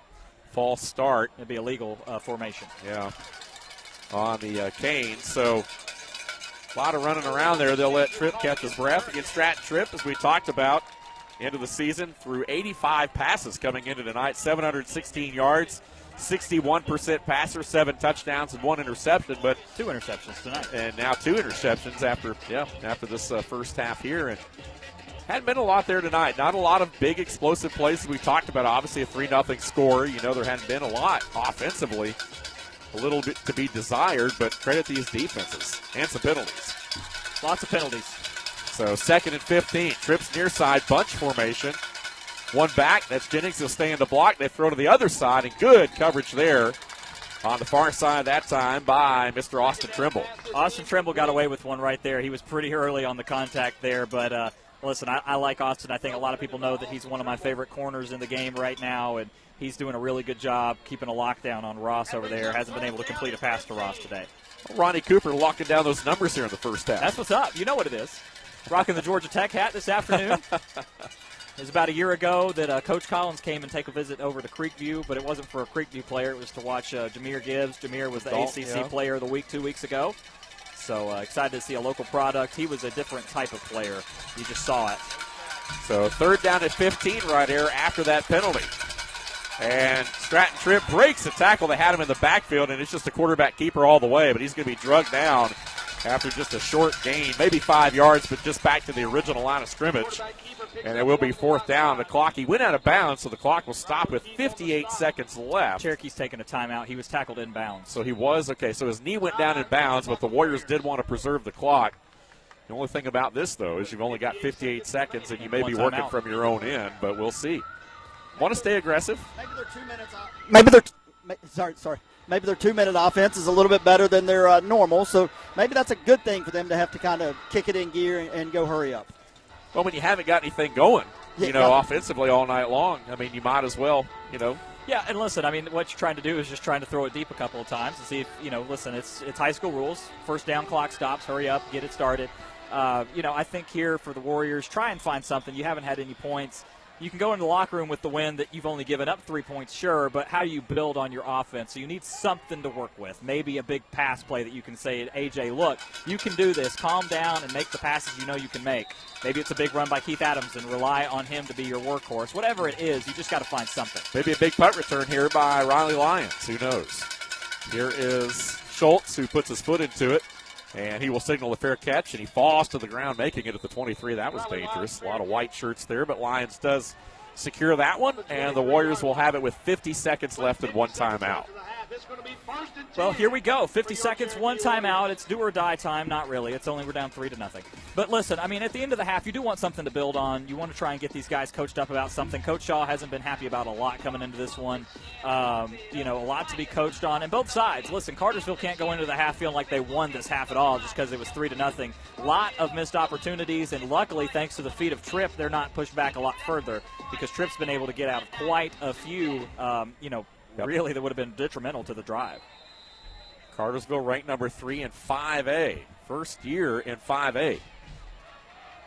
First year ever being in this high of a classification, but they have been a dominant team. Oh, wide open. Oh, off the fingertips, up at the 45. Darius Harshaw had a beat on that ball and just couldn't glove it. Somehow or another, he got lost over there on the far sideline in between the coverage, and if he makes that grab, he may tiptoe down the sideline and walk it in. Perfect pass. You couldn't have walked it to him any better, set it right in the hands, and just dropped it. This is a team that has been plagued by drop passes for the past couple of years, and, man. And I think that might have actually been, LJ McNeil, you're right, that was 24. Harshaw's back over here to the near side, so trips to the near side of the formation, second down and 10. Now they'll bring Harshaw in motion right to left, so it swings up there. Keith Adams Jr. again the lone back and trying to set up a little middle screen right here, but Cartersville had it covered, and now Swan just running for his life is able to complete a pass to Hayden Shockley, his first grab of the night, but Shockley just a minimal gain, maybe a yard before he runs out of bounds over here on the near sideline. It does stop the clock at 37 seconds, but it will be third down and long. It will be. Like you said, it was a design screenplay, did a really good job trying to cover it up there, and a little bit of miscommunication once the coverage broke down. But A.J. did a good job rolling out. It's kind of funny. If the defensive linemen had continued their pursuit, they probably would have got to him and got a sack because of everybody releasing on the screen, but it was covered by the back end. But they stopped to cover the screen, and therefore A.J. had time to find an open target, and that just so happened to be Hayden Shockley.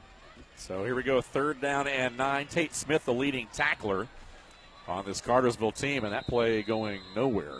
And they're just, Cartersville taking a timeout now. Yeah, now Cartersville's they're going to use a timeout. They've still got one left. They want the football back. I think Cherokee was just wanting to get out of half, assuming that Cartersville would go with them, but they're going to make the Warriors at least punt the football right here and maybe take a shot in the air. Again, we talked about that Cartersville defense. Smith, 31 tackles, the leader. Garros with 28, Benham with 25, Granberry with 6 tackles in the backfield. 11 players on this Cartersville defense with at least one tackle for a loss. They throw a lot of bodies at you. They've also got 9 team sacks, 4 interceptions, 2 forced fumbles, 28 tackles for a loss. So an opportunistic defense, only allowing a little over 12 points a ball game. Yeah, they really are. And, listen, we knew this coming in. When you look at the points allowed per game, Cartersville 9.5, Cherokee 13.5. Cherokee keeps teams 7 points below the average points that they score a game, and Cartersville keeps 11 points below the average points that they score a game. So you know that it was going to be a low-scoring game coming into this one. So Brady Bacher, oh boy, big pressure right there, is able to get that ball away and hits it over the head of Phillips. And that ball roll, they don't need to touch it. They just need to let that clock run. Well, they picked it up, though, at the 40. And I'm not even sure that Sam Phillips, who was the return man, he put his heels at the 50-yard line and didn't flinch. I think the coaches said, look, don't take a chance on fumbling this ball and giving the Warriors a short field with 18 seconds left. I think they just told him to stay away from it. And he fooled everybody on the Warriors. Everybody surrounded him waiting for him to catch it. And when they heard the thud, they went looking around and saw the ball trickling down the field. Vaughn, your impression of this first half? I mean, first downs have killed Cherokee. They're averaging about 2 yards a play on first downs. And, when they were running Keith Adams there and he got some success, and all of a sudden they had 2nd and 5, 2nd and 4. There's a lot more options there than what they're working with right now. But you got to give it up to the defense. They bowed up every time they've needed to. And Cartersville, even with one timeout left and the ball at the 40, they decide they're just going to take a knee and end the half. So they wanted to make the Warriors punt the football. They did that. It was a good punt. Cartersville felt like they wouldn't have a shot with enough time to do anything with it. In the final seconds, we'll tick off the clock here in this first half. Not sure we expected this. 3-0. The difference in this first half came with 7:58 to play in the second quarter. A 22-yard field goal off the leg of Jesus Gutierrez. And that is your score at the half on the Sutherland Nissan scoreboard. We'll take a 2-minute timeout, and then we're back with the Foundation Financial Halftime Show. The Golden Boy, Will Cooper, and Vaughn Touchdown Brown will have it for you. Stay with us. You're listening to the Cherokee County Game of the Week on North Georgia's 101.1 FM, WLJA. At Foundation Financial Insurance and Wealth Management, we believe that your insurance protection and wealth management plan go hand in hand. We start by shopping your insurance with highly rated companies to find you the best combination of price and protection. With that plan in place, we can then work with you to develop a tailored financial plan. Whether you need to save money on insurance or you need a full financial plan, call us at 678-880-9571 or come by 670 East Main Street in Canton for a no-obligation consultation today. Securities and advisory services offered through Packer Land Brokerage Services Incorporated, an unaffiliated entity, member FNIRA and SIPC. In times of uncertainty, it's nice to know that there's still some things that are certain. Hi, I'm Dave Garner here, your local Woodman Life representative. I want to make sure that your family is protected with needs-based life insurance through Woodman Life. Life insurance has many benefits. It's not just something that's there when you pass. It's mortgage protection, family savings, debt relief, replacing lost income, and overall peace of mind. Some companies sell it because they have to. We sell it because it's what we do. Call for a free quote today or visit me online, and let's make certain that you're protected from today's uncertainty. Ladies and gentlemen, here's Victoria speaking for Woodstock Furniture Outlet and Woodstock Mattress Stores. Hey y'all, it's Victoria at Woodstock Furniture and Mattress Outlet. Now we know during post-COVID everybody's raising their prices, not us. And at Woodstock Furniture and Mattress Outlet we have the best 0% interest-free financing available. Come and see us at the Furniture Store in Akron, Hiram, Rome, and come and see our mattress-only stores in Canton, Kennesaw, and Douglasville and get the best savings. Game on! Football's back, and we're celebrating at the all-new Sutherland Nissan Cherokee County. Get game-winning offers right now. Drive the best-selling 2020 Nissan Rogue, or check out the redesigned 2020 Sentra. If you try it, you'll buy it. They're that good, fun, and affordable. Catch the savings now before they're gone. Only at the all-new Sutherland Nissan Cherokee County, across from the Holly Springs Walmart. Online at NissanNorthAtlanta.com. Remember, if it doesn't say Sutherland, you paid too much. Welcome to the Foundation Financial Halftime Show. I am your host, Will the Golden Boy Cooper, joined alongside Vaughn Touchdown Brown. Welcome. We are at 3-0 here at the half at Tommy Baker Field. Some quick stats for you. Cartersville, 40 plays, 15 of them running for 62 yards, 12 of 21 through the air, 86 passing, 148 yards total with 14 minutes and 44 seconds of possession. Cherokee, 26 plays, 13 of it rushed, 36 yards, 2 of 12 passing, 8 yards, 21 yards total. Over all of that, yikes. And then you're going to have 9 minutes and 16 seconds coming up on their time of possession. Vaughn, welcome back in, partner. It's been an exciting first half. Not a lot of scoring, but a lot of back and forth. How you feeling?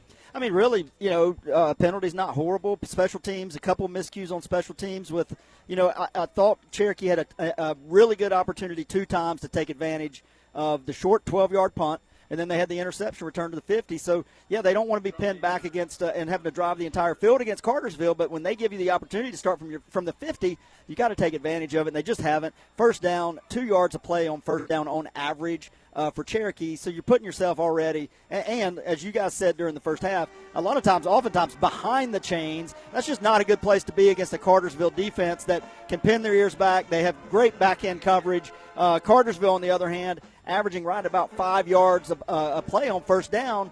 I expect to see Kwante Jennings a lot more in the second half. He's one of those guys, as you watch him, and we're watching him up close for the first time, he's always about a second away from taking that thing a long way and possibly to the house. But, as we said in pregame, Cherokee minimized the big play, and when they did get it, they kept him out of the end zone, and it's an incredible red zone defense. It's an incredible red zone defense, an incredible defense overall when you keep a team like Cartersville to only a field goal. Of course, the question then becomes, what are you going to be able to do against, what's your offense going to do? Because this defense has been great. They're looking for answers right now. A few dropped passes, a few bad throws, a few bottled up in the backfields, but for the most part, Keith Adams Jr. has been the only reliable source of yardage for this Warrior team. Yeah, and the good news for Cherokee is Keith Adams Jr., K-A-J, he does get stronger as the game goes on. He didn't have a ton of carries in the first half, so I expect Keith to come out of half fresh. And I love when they're getting him on some of those stretch plays and at least get him out there and make a move, make somebody miss or run over somebody. I don't like him necessarily up the middle against this strong Cartersville interior lineman. But, I think the formula for Cherokee, and the good news for them, they're only down 3-0. They did nothing on offense. They've still got a very good chance. They're in this game. I think that the formula for Cherokee the second half will be a steady dose of Keith Adams Jr. He gets stronger. He makes he punishes defenders late in the second half. So expect that. And the thing is, on top of that, if AJ can get comfortable and get in a rhythm, they can still very easily win this football game. Absolutely right. Keith Adams Jr. has 11 rushing attempts with 43 yards. He's the only one with positive yardage. Obviously you look at AJ Swan, 2 rushing attempts with -7 yards. That's where that averages out. And then when you look on the other side of the coin for Cartersville, they have a lot of guys that they try to get the ball to. Obviously, as you mentioned, Quante Jennings, 4 attempts for 16 yards and has 2 receptions for 10 yards. Once again, Cherokee's done a good job of limiting the screen plays really well. You look on the other side, you got Amari White, number 6. He's had 1 rush attempt for 12 yards. And then the big one for me is Stratton Tripp.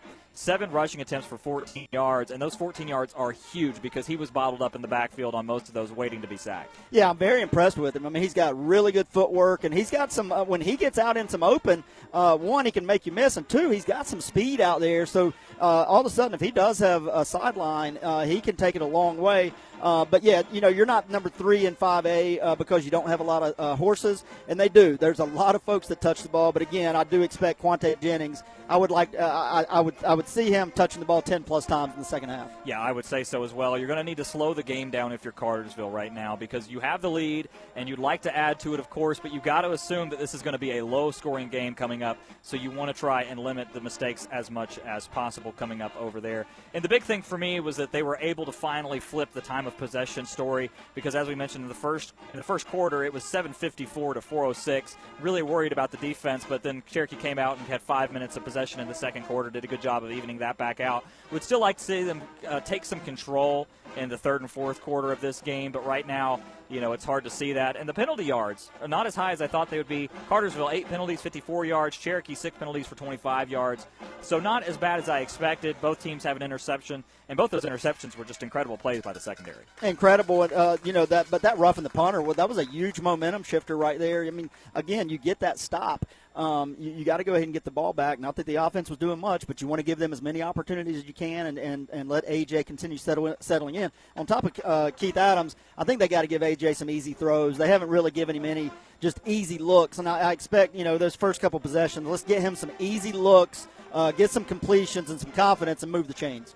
Yeah, no, you're absolutely right. And I tell you, one of the big things for me is that when you look ahead to the second half, I'll ask you formally in just a minute, but the adjustments that you need to make, I feel like for Cherokee are within reach. Because from a play calling standpoint, why don't we try some slants? Why don't we try some stop and goes once we are successful on the slant? Some things that we saw them do against Carver really well, because this passing offense has stalled over the last 2 weeks now. And you know that, so you're going to have to build on that a little bit. AJ has his confidence rattled. It's easy to see in his body language and his demeanor.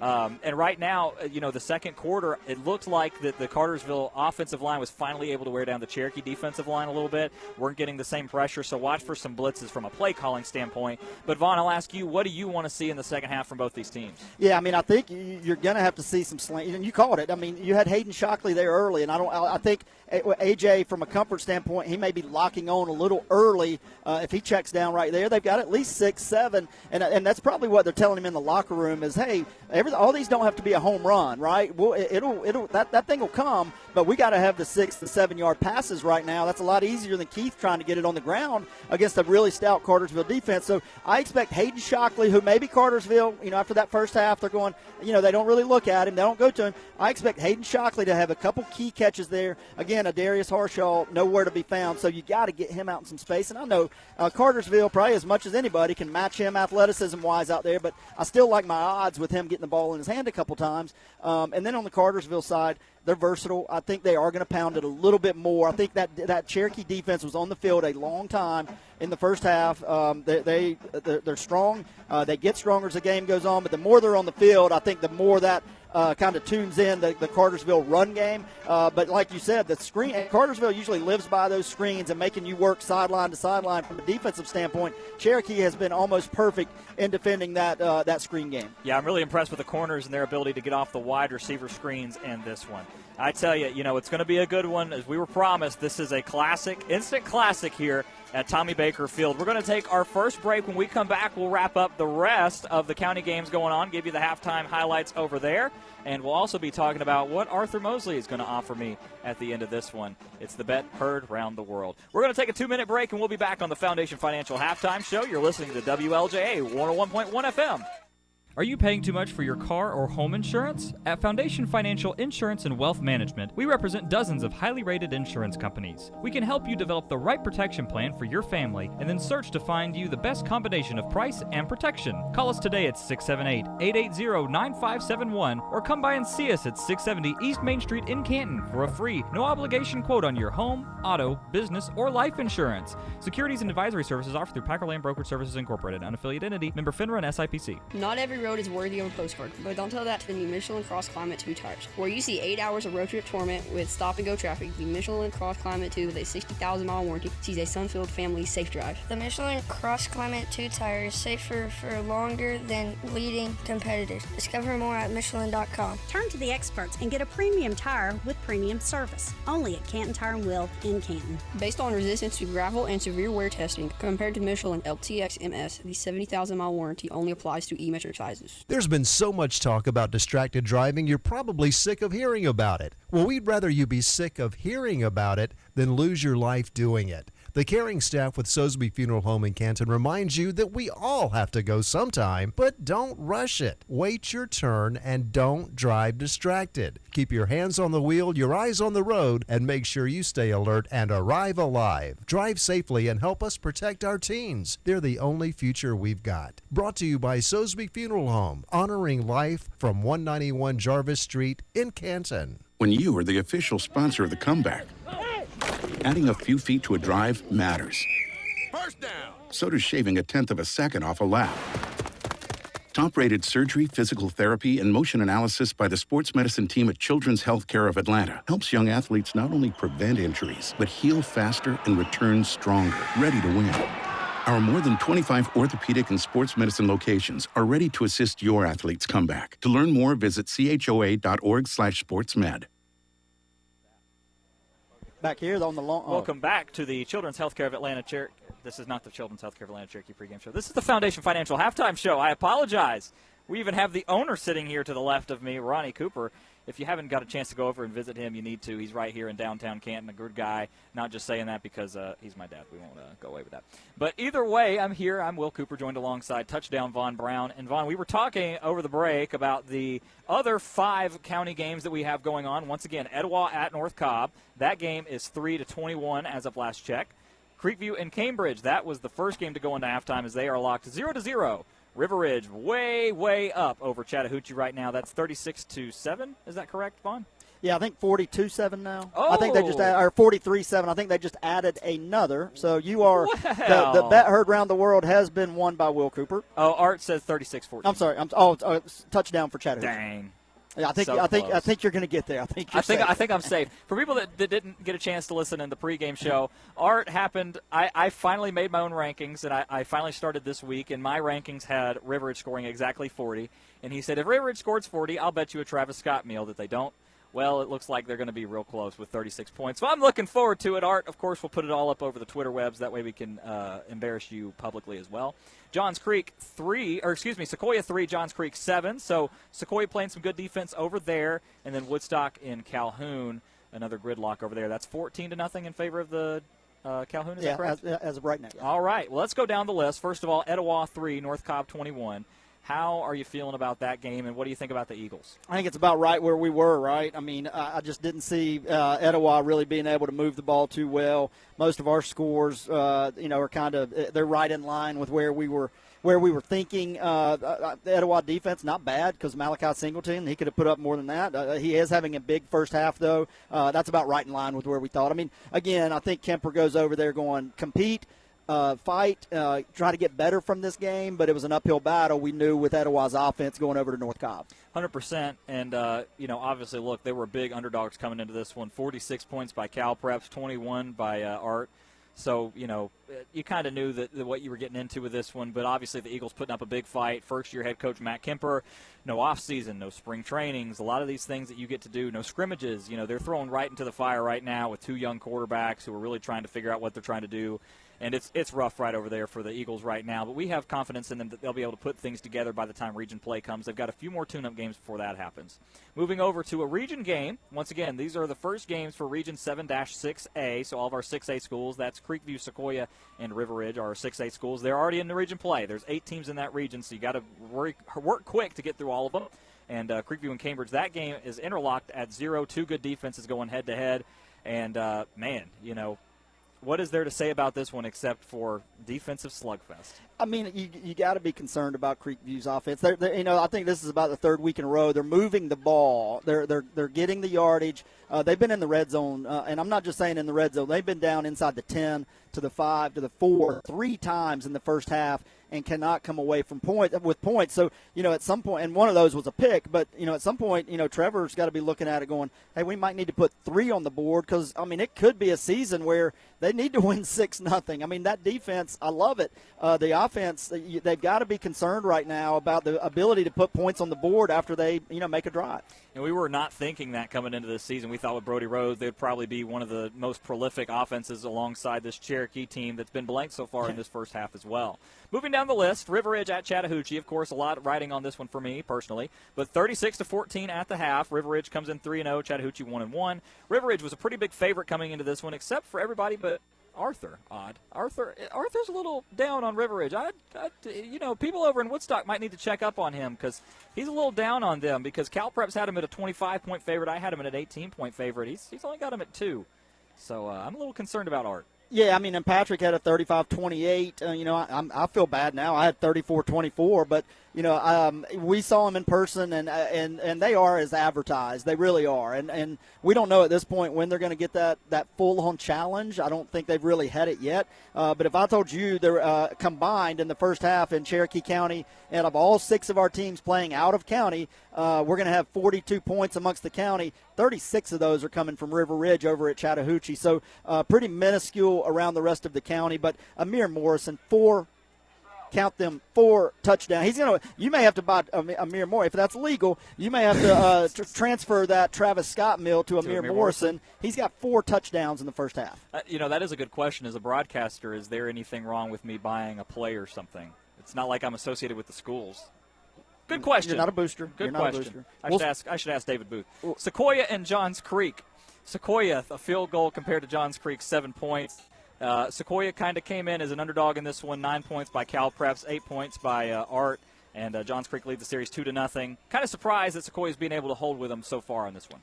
Yeah, I mean, I thought that would be a little bit more high scoring. I mean, Johns Creek, they do have they've got a lot of Power 5 D1 type guys on defense, so we knew it would be hard, especially if Sequoia was not able to throw the ball. Obviously, they're not. They put up 3. Zarita had the 3. But again, Sequoia. And we say it a lot about the county teams. We got a lot of teams with really stout, strong defenses, but, can they ever find that answer to go ahead and find a way to put more points on the board than your opponent? At the end of the day, that's all that matters. So it'll be interesting to see maybe Jaden Mitchell tries to continue to put him on his back and do some big things in the second half, but they got to have more than that, and they've got to have an air game. And the last game on our slate is Woodstock and Calhoun. Woodstock, for me, is kind of the wild card team in the county. You could think that they could beat anybody on any given week given the talent, but historically have really struggled. Their 2 wins, Sequoia and Campbell. Their 2 losses, River Ridge and Creekview. Calhoun coming into this one, big favorites, 13 points by Cal Preps, 11 points by me, and only a field goal by Art. But how are you feeling about that game moving forward into the second half? Yeah, if you look at our picks, we all had, Calhoun right around that 30 mark, that low 30 mark, high 20-something. So Woodstock, their defense, again, doing the job. You got the second week in a row that Dan Comau's playing, and it's not Campbell. It's not Campbell at home. It's Calhoun on the road. And I don't care how many people are in that stadium. It's still hostile. So it's probably a growing up for Dan Como and trying to figure out, hey, this every week's not going to be Campbell. They're getting ready to get into region. It's going to be tough. But that's a good grow-up game for him. And, they're only down 14-0. A defensive touchdown or a touchdown early in the second half, they're right back in that. So don't count them out, but that defense is going to have to continue to be stingy. Right you are. Once again, the halftime county scores: Etowah 3, North Cobb 21, Creekview, Cambridge 0-0, River Ridge 36, Chattahoochee 14, Sequoia 3, Johns Creek 7, Woodstock 0, Calhoun 14, and our score here at Tommy Baker Field is the Warriors 0 and the visiting Cartersville Canes 3. When we come back, we'll be introducing Diamond Dave Garner back into the broadcast. He'll be leading us through doing the play-by-play for the second half of this one here at Tommy Baker Field. And also we'll be joined by Von Brown as well. Want to thank Art for sending us all of the score updates from River Ridge and all of our friends from the surrounding areas sending us the updates over there. And we appreciate all of your help as well as Ronnie on the spot for doing a great job getting us the halftime stats.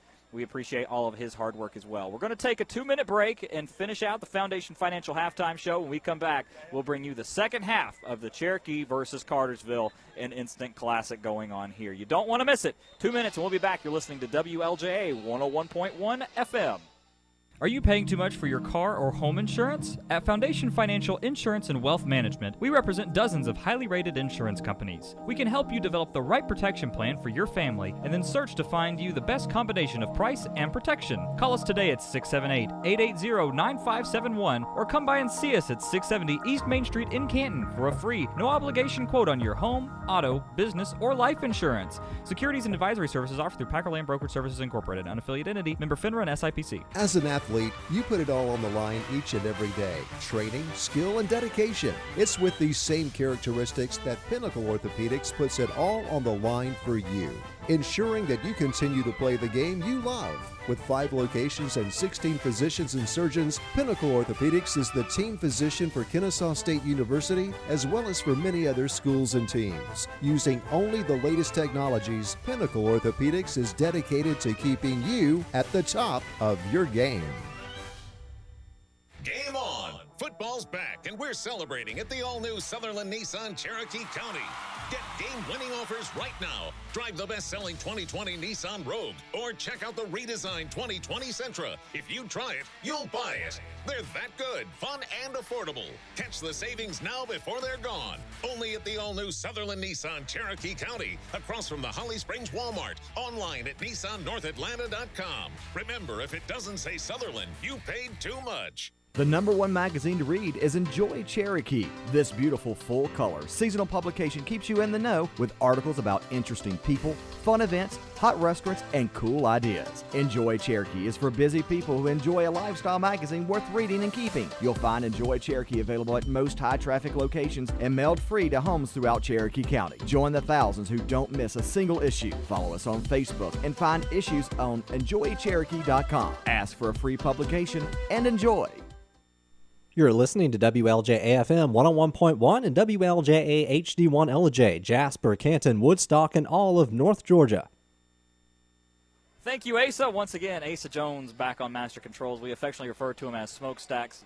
I'm Will Cooper, and I'm joined alongside Diamond Dave Garner, the golden voice of the broadcast, bringing us back in. We're about a minute from kickoff here in the second half. But real quick, we do want to mention, as we were going to break, the Creekview Grizzlies were able to break open the board. 47-yard touchdown pass from Brody Rhodes to A.J. Vaccaro. It is 6-0 over there. Failed two-point conversion attempt. So we'll keep you updated on that score and the rest of our county scores going into this one. But, Dave, we want to welcome you back in, partner. It was a good first half. We're looking forward to the second. Absolutely, and I don't think it's like we said going into halftime. I'm not sure that anybody thought we'd be 3-0, after 24 minutes with these two, explosive offenses and the things that we've seen. But we know how the Warrior offense has struggled a little bit, over the last week or two. Cartersville, 31.5 points a game. Cherokee came in at 28.5. A lot of that, though, in the first couple of ball games. So, again, penalties were certainly a big thing that, you and Vaughn talked about it at halftime a little bit, kind of the flow of the game and how things have went. So, it'll be interesting to see how both teams come out here in the second half and try to establish some offense in this football game. Once again, Cartersville won the coin toss and elected to receive, so that means the Warriors will take over after the kickoff here, which is set to take place right now. Well, we're ready for it. So Vaughn's in place, and I'm surprised. I bet Charles Rochelle has an ear on this game somewhere. Charles, if you're listening, we appreciate you, buddy. We do.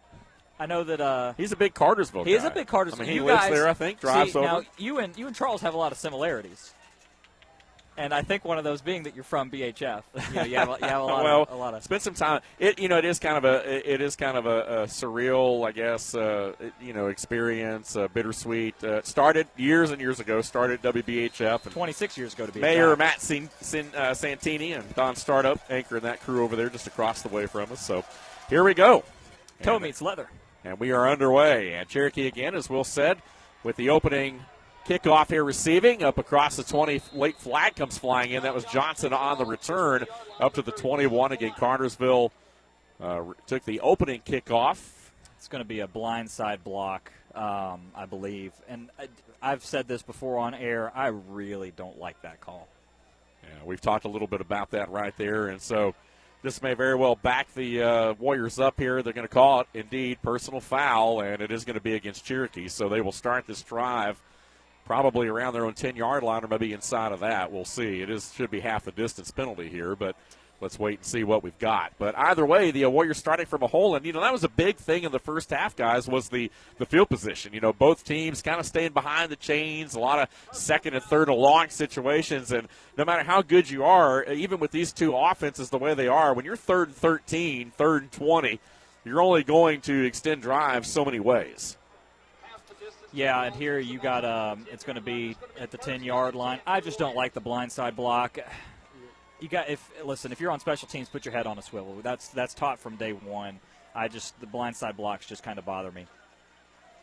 So the Warriors will start from their own 10-yard line. They'll keep it on the ground. Keith Adams Jr. right side driving, keeps those legs moving, and was actually moved the pile a little bit there. He picked up 4 yards over the right side as the Warriors work left to right here to start this second half. And that time Adams was hit about 2 yards into it, but he drove about 3 white shirts about another 2 yards back there, so picked up 4 yards. And, Vaughn talked about it, yards on first. We talked about third down, but it's set up by first and second down. It really is. That's a Larry Prather quote right there. Third downs are important, but they're set up by first and second downs. Yeah, we haven't had Larry Pipe in here a lot tonight. This time Harshaw on motion to keep it on the ground. Adams, he's got a seam this time up across the 25 on the quick hitter, and we'll have a Warrior first down. Only so many first downs for the Cherokee offense in that first half, and that time Adams was able to find a seam. Good blocking up there on that offensive line. We talked about Rice, of course, anchoring with Chanley and Hardison. flanking him, and Simmons in battle the bookend tackles, and that time Adams had room to run. Sam Phillips made a good tackle out there in space. Listen, Vaughn called it right at the Foundation Financial halftime show. They're going to go back to Keith Adams. And here we go. This time Adams right side makes a man miss, stumbles, and will go out of bounds on his own accord all the way up at the 37. So about 9 yards. They're on first down, and all of a sudden the Warriors have found a ground game. Yeah, and they need it. They really do need it. And at this point, don't go away from what works. So until they can stop the run, keep running the football. I know you want to stay balanced, but at this point in the game, you got to have something going. Until they can prove that they can stop Keith Adams, you keep handing him the football. Don't try and get cute. Don't try and do any passes. Opening drive of the second half. Again, Cartersville 3-0 after a first-half field goal. And they're going to swing it out. Harshaw, first grab of the night, 40. And up close to the 45-yard line goes Adarius Harshaw, who, of course, as we've talked about, was somewhat quiet last week. Didn't do a whole lot as Creekview doubled down on him there a little bit. And I know he's been somewhat hobbled, but they need him involved in this ball game. Came in as the leading receiver, 14 grabs for 273 yards, 19.5 a catch, and 3 touchdowns. Go ahead, Vaughn. Over at Johns Creek, Jonah Haney for the Chiefs, pick 6, puts Sequoia up 10-7. We said it at the half, that Sequoia defense is going to have to do something special. There you go. Good news from around the county tonight. A.J. Swan, high pass, and that one was nearly intercepted. Wow. It was high. It went off the hand of the intended target for Cherokee, and one of the Cartersville players nearly got 2 hands on that football, and man, oh man, somehow or another Colby Benham had it in his hands, just couldn't quite squeeze it as he dove to the ground at the 42 on the other side. Well, Vaughn and I called it. You're going to want to do some high percentage passes. That was a slant, and AJ just looks a little hyped up again, just overthrew it completely, and lucky that one fell to the turf because it was almost fielded out there by Kobe Benham. So second down and 10 after a harmless incompletion. Here's Adams. Oh, makes a man miss at the line of scrimmage there. Boy, I tell you what, Gavin Garros, the linebacker, second leading tackle on this team, had him right at the line of scrimmage, but somehow Adams' little stutter step was able to get around him and picked up 6 yards just into Cartersville territory at the 49. And that was make Keith Adams Jr. elite, is the ability to do that, because most guys would run into the contact, fall forward, gain a yard, but the ability to stutter step, get into the second level, gives him that 3-star rating, and it brings up third and manageable here. Adams well over 500 yards now on the season, and we're just over 4 games here.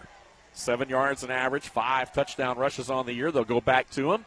Hemmed in, but again makes a man miss, puts his left shoulder into a defender and tries to move Garros back, and will do so just enough for a first down inside the Cartersville 45 to the 44. Will called it a minute ago, keep handing him the ball right now until it doesn't work, right? They take that first down and try to get cute with it, but then he takes 2 carries and gets your first. Checks out of the game here, and that'll be Zai Johnson, I believe, will check back in for him. Yeah, he's listed as the second back. Yep, Johnson had some good carries on that opener against Carver as we saw him. We were here. We've seen the Warriors a lot this year already through the first few ball games. First down at 10. Adams with a breather momentarily. Harshaw now in motion. And he'll have trips to the near side with the ball right in the middle of the field. And they will give it to Johnson, and he's got a little bit of room to run and drags a guy or two with him inside the 40. It's Alonzo Upshaw in at running back. So how about that? Upshaw getting the carry there, his first of the night. And Upshaw will pick up 5-6 yards on first down. I really think that's the key. And you guys talked about it, particularly Vaughn. I mean, you got to have positive yardage on first down to set up those manageable situations. And there was a flag. I think it just fell out of the referee's pocket. They got pink towels here. It's a pink out. So, you know, I think it was a player towel. He was just throwing it over the sideline. But their flags are also pink, so it's a little confusing. Some of their flags are pink. I believe only the referee's flag is pink. The rest of them are yellow. And here again, Upshaw will jump over the line of scrimmage and will fall inside the 35. And the Warriors picking up chunks of yardage on the ground right now. They're taking it right at the teeth of that Cartersville Purple Hurricane defense, and that'll be another Cherokee first down. And this is a backbreaker if you're a defense. A team that is willing to run down your throat and prove that they can do it again and again and again and again will wear your will down. So if you're, like I said, if you're the Warriors, keep handing the ball off. Make them prove that they can stop you, because right now you're averaging about 5 yards a carry on this drive. First and 10 from the Cartersville 34. This third quarter already over 4 minutes old, and they'll keep the ball on the ground again. This time they'll make the stop, though, as Adams came back into the lineup. And Adams this time I don't think he got back to the line of scrimmage, may have lost a yard back to the 35. So for the first time on this drive, Cartersville does stop the run. Let's see what offensive coordinator Justin Pierce does now with the playbook. See if they open it up here, if they try to stick with the ground game. Yeah, that's my fault. My bad. I jinxed it. But, yeah, I think that's what you wanted to see from Cartersville is you want to see them force the stop. Doesn't mean you go back to the pass on this play. It just means that now you mix back in the passing plays because you've worked a good bit of the field. But more importantly, you've held the ball for 4 minutes now. Adams again in as the lone back. They've got a tight end, and there's a blocking back. A.J. Swan looking down the field. Has a man there, going to fire down the sideline, and that ball is caught up against the sideline at the 17 feet inbounds, out of bounds. Adarius Harshaw climbs the ladder and brings one down for a huge first down. Great improvisation by Adarius Harshaw. Was able to run up the field after the stop and go failed, and that's a first down. Serious ups right on. What you got? Brody Rhodes heating up over at Cambridge, 13-0 after a screen pass to Tyler Stevens, 50 yards, 13-0 Creekview. All righty. Good news tonight for the Grizzlies so far. Good action around the county. Again, this is the only game really played within the county tonight, but all the other teams, of course, in action here tonight. We'll keep those games updated for you through the second half. First down and 10 after that huge catch. Harshaw in motion right to left this time. They'll keep it on the ground, though. Adams picking his spots. Breaks off of a tackler. 10, 5 towards the corner, and he is just shy of the goal line, down to the 1 yard line. First and goal. Keith Adams Jr. and this Warrior offense threatening for the first time tonight. Keith Adams Jr. is the man. Running people over, bouncing and diving and getting close to daylight. Stopped right at the 4 yard line. No huddle. Warriors quickly up to the line. Adams again. Oh, slips down this time. Lost his footing right at the 5, and the turf monster jumped up and bit him. It'll be second and goal. This turf's been very loose today. A lot of people have slipped and fell. I made the joke earlier about MetLife Stadium, but I'll leave that one alone. Meanwhile, Upshaw back in the lineup. Adams will come off here to catch his breath. As his hands hit the knees there over on the sideline, the play will come in.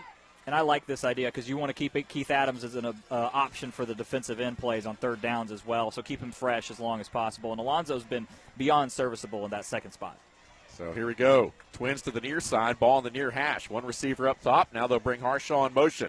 Going to hand it up. You're going to throw it, and that one just a little too tall there. They were trying to go to that quick slant, and A.J. letting that ball float out of his hand just a little bit here tonight. Has thrown another high one, and that one goes out of the back of the end zone on the slant there. It'll be third and goal from the 5. Yeah, he's just a little amped up right now. He's having a hard time controlling the ball out of his hand. It's just coming out high.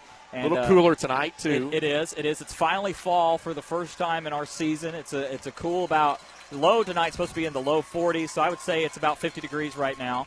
So, but the temperature's definitely falling a little bit as the night carries on, and, it's a little bit more difficult. The seasons change during our high school football seasons. Adams Jr. back in. A.J. Swan claps his hand, shotgun snap. They'll keep it on the ground. Adams trying to turn the corner, going to dive to the pylon. He's in. Touchdown, Cherokee.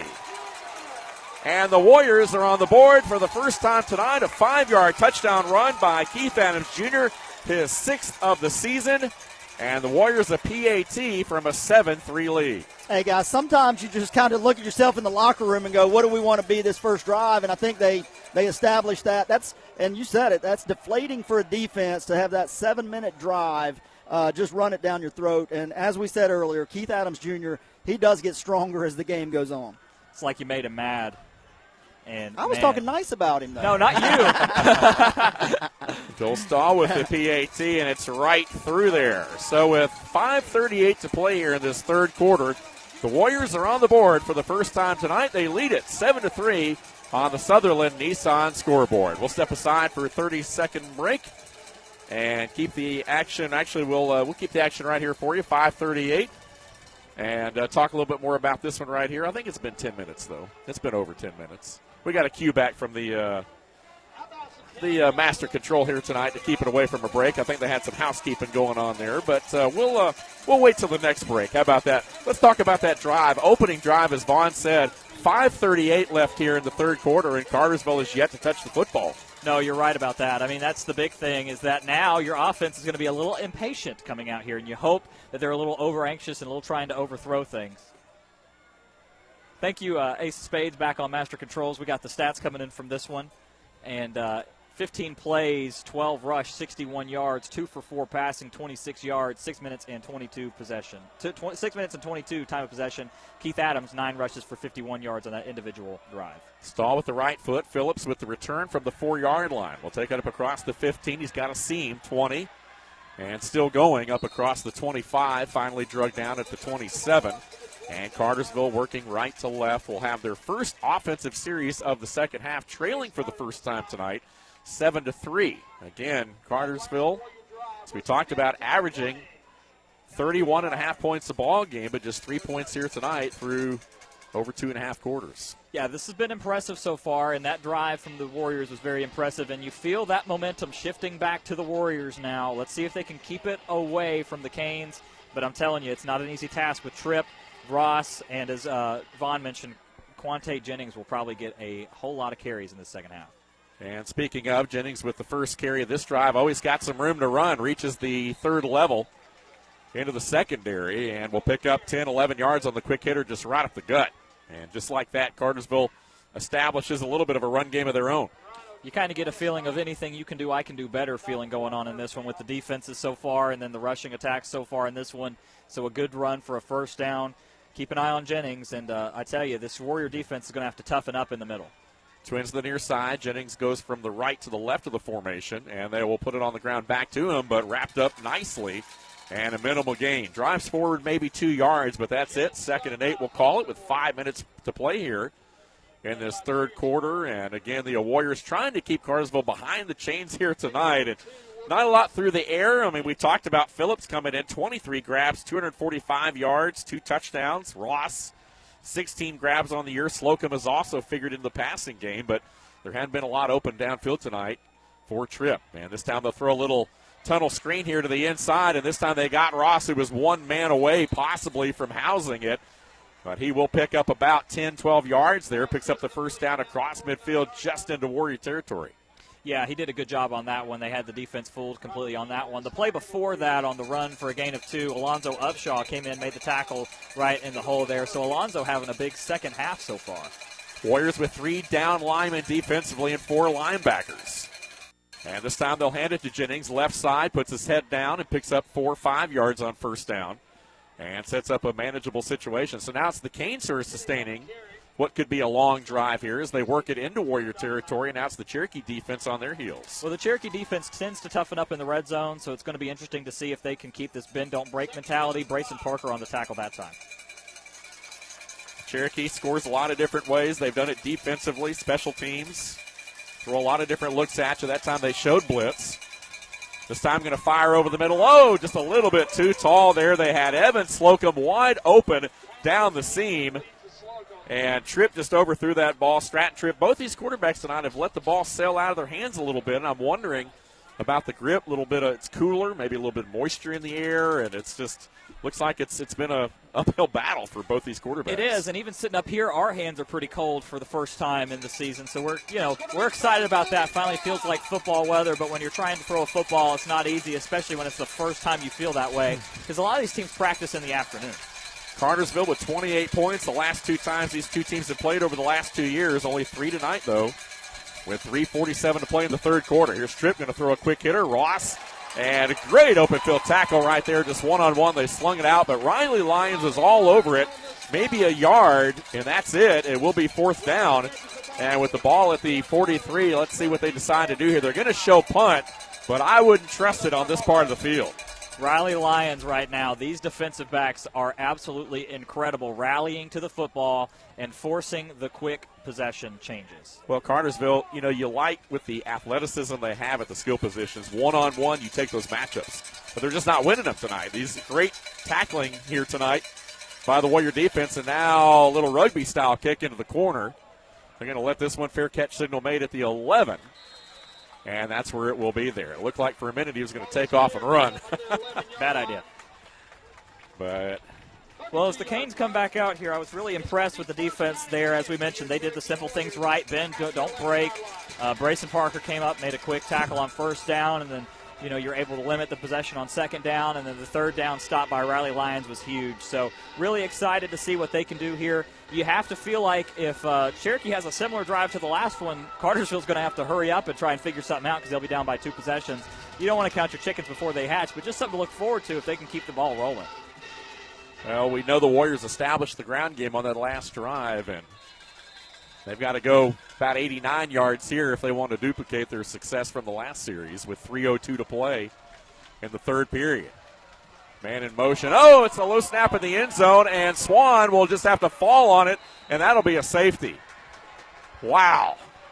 So 2 points to Cartersville. There is a player down back at the line of scrimmage. It's a cane, and somebody was shaken up, and that looked like just a low snap that went under the grasp of Swan about 5-6 yards deep in the end zone, and there was one of the Purple Hurricane defenders was bearing down on him, so he just had to fall on that ball. There was no chance of him picking that ball up and making a play and throwing it away. So 2 points, and now we're playing baseball here. It's 7-5 now on the Sutherland Nissan scoreboard, and as we mentioned, there is a Cartersville player down at the 5-yard line. We'll try to catch a number. Yeah, so as far as the snap goes, for the center, you have to feel like it's pretty similar to what the quarterbacks are going through. Ball's kind of loose, kind of wet, very wet there. Manny Hayes, the down defensive end, he's able to come back up to his feet. He's had a pretty big game today, so cheers for him getting back up. Excited to see that young man if he's able to compete. But, yeah, I mean, as far as the safety goes, it's time to get rolling. Well, and when you're playing good teams, which both these teams are, a lot of times, you force other teams into mistakes, and you take advantage of them. And that time the Warriors, again, a clean snap prevents that play, and now all of a sudden, it's a field goal game if you're Cartersville. Now you're just down 2 instead of down 4 with that safety, and it kind of changes the complexion a little bit of how this ball game is played. Still plenty of time, obviously, in this one, and the Warriors, of course, with the free kick here, have to boot it away from their 20. Well, keep in mind the last time Cherokee did this, they kicked it out of bounds against Creekview last week. Yeah, we saw this. Now Cartersville has 5 guys up on the line like they would attempt a onside kick. Now, keep in mind they kick it off from their own 20, so an onside kick here is very dangerous. But something to keep in mind, and the deepest guy has his heels on the 25. Stahl will kick it as deep as he can. This one not going out of bounds, but it will be taken at the 21. And that is Phillips trying to reverse his field, trying to get to the near sideline, but he really has nowhere to go. And the Warriors will eat him up back at the 31. Well, that's pretty good considering. That's great. That's about as good as you can do on a free kick defensively. Phillips had some room there, but tried to dance a little bit too much, and he tried to reverse his field and went backwards. And fortunately for the Warriors, it's almost like a standard opening drive. They're a good kick by Stahl to put that right leg into it and get it deep down the field. Yeah, the thing is now, just do what you do. I mean, your defense just got done out there being on a long drive, so you kind of have to hope that your defense is fresh. But see if you can force them to a passing down, allow Keith Adams to hop back in at defensive end, and see if you can force the 3-and-out. Warriors again will go with 3 down linemen right here. Now they'll bring Adams, who is in there, showing off the edge. They'll keep it on the ground. Quante Jennings, nothing to the right. Tries to bounce it back to the left. Nothing there. He's gang tackled by a host of Warriors and brought down. And number 4, Toby Thompson, was one of the guys leading the charge, but there were several others. And a loss of a yard on the play. That tackle will go to Riley Lyons, had him wrapped up right around the legs. Toby Thompson and Brayson Parker came up and helped him push him down. Would have been, like we said before, Cartersville's done this a few times. If they would have just fallen down at first contact, they would have gained yards, but after the second effort, they lost a yard. So 2nd and 11 for the Canes. Quante Jennings to the right of the formation, twins left and right. On the ground again, dives forward, 35, that's it though, maybe 3-4 yards, but going to bring up a 3rd down and 7 right here, and I'm surprised, Cartersville maybe a little conservative here. I mean, trying to keep the ball on the ground, a lot of short passes, but this defense is not bitten here so far as we go inside 2 minutes of this third quarter. Well, neither pass attack has been incredibly effective. So for the Warriors, this is definite victory to get them in a 3rd and 7 obvious passing situation. Trips to the far side. Jennings will go that way as well. Receiver back to the near side. It's one-on-one down here. Warriors going with the 3 safety look. They got a wall to 45. Cartersville needs the 43 or 42 for a first down. Stratton Tripp going to step up and run it. Has nowhere to go. Pressure from the backside. Watch out. He's going to try to tuck it and run it. And he will have the first down as he steps out of bounds. And Stratton Tripp again went a long way for that one, but the Warriors over-pursued and lost contain back here to the near side, and they pick up the first down on 3rd and 7. Yeah, it's frustrating. There's nothing you can do about that. Just a good athlete out there making things happen. Stratton's really carried this Cartersville team, not with his arm, but with his legs so far in this game. Doing a good job ducking and diving. First down for the Canes. So, once again, Cherokee's defense has to stay out there for another down. Well, they had the pressure. Again, this Cherokee defensive front is looking good against this Cartersville front, winning the matchup, but Tripp is able to dance out of pressure. And this time trying to reverse his field and stay on his feet is Amari White, who did a good job just to get 2 yards. And there's a late flag, some extracurricular activity, as one of the Cartersville linemen fell on top of one of the Warrior defensive linemen at the tail end of that play. That was Jaden Atkins. But I don't think that drew a penalty marker. Oh, it did. Yeah. Did it? Yeah, they the threw back one. half. Oh, they did throw one. Okay. Yeah, that was, let's see, I believe it was Jared Sperling who got his head pushed down as he tried to get back up, so that'll push him back even further. But Riley Lyons did a good job in the backfield, and the defensive coordinator is coming out there to have a little conversation with the young man and talk about why we don't do that. Well, and that was a offense, yeah.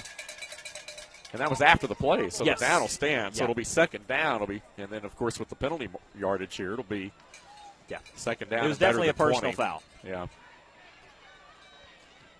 So that'll back the Canes all the way up inside their own territory, inside the 35, and they'll put this ball down to about the 32.5. So big 15-yard penalty, second and better than 20 coming up right here. 1:07 to play in the third quarter. They'll start the clock again. 7-5. Cherokee leads it by 2. Stratton Tripp inside. Bubble screen dropped. Now they had it set up. Devonta Ross. It was a short pass trying to get him back into the middle of the field there underneath. And I think he just took his eyes off of it, started heading up field. And we've said that a couple times tonight. Yeah, Ross, for as good as he has not been impressive tonight. Really seemed like he hasn't risen to the occasion. Keith Adams Jr. checks back into the left side of the line here for the defensive end position. But I tell you, 3rd and 23, what do you have in the playbook for this one? Screen pass. Yeah. Yeah. Trying to break something open right here. Draw Warriors, 3 safeties again. 15 yards down the field, trying to build a wall here. Only 2 down linemen.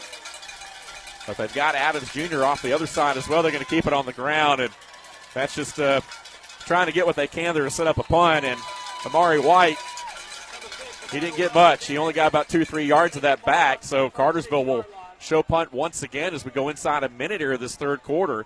And a big, big penalty on that play, that personal foul after the play on a Cartersville offensive lineman against Sperling was really the biggest play of that drive.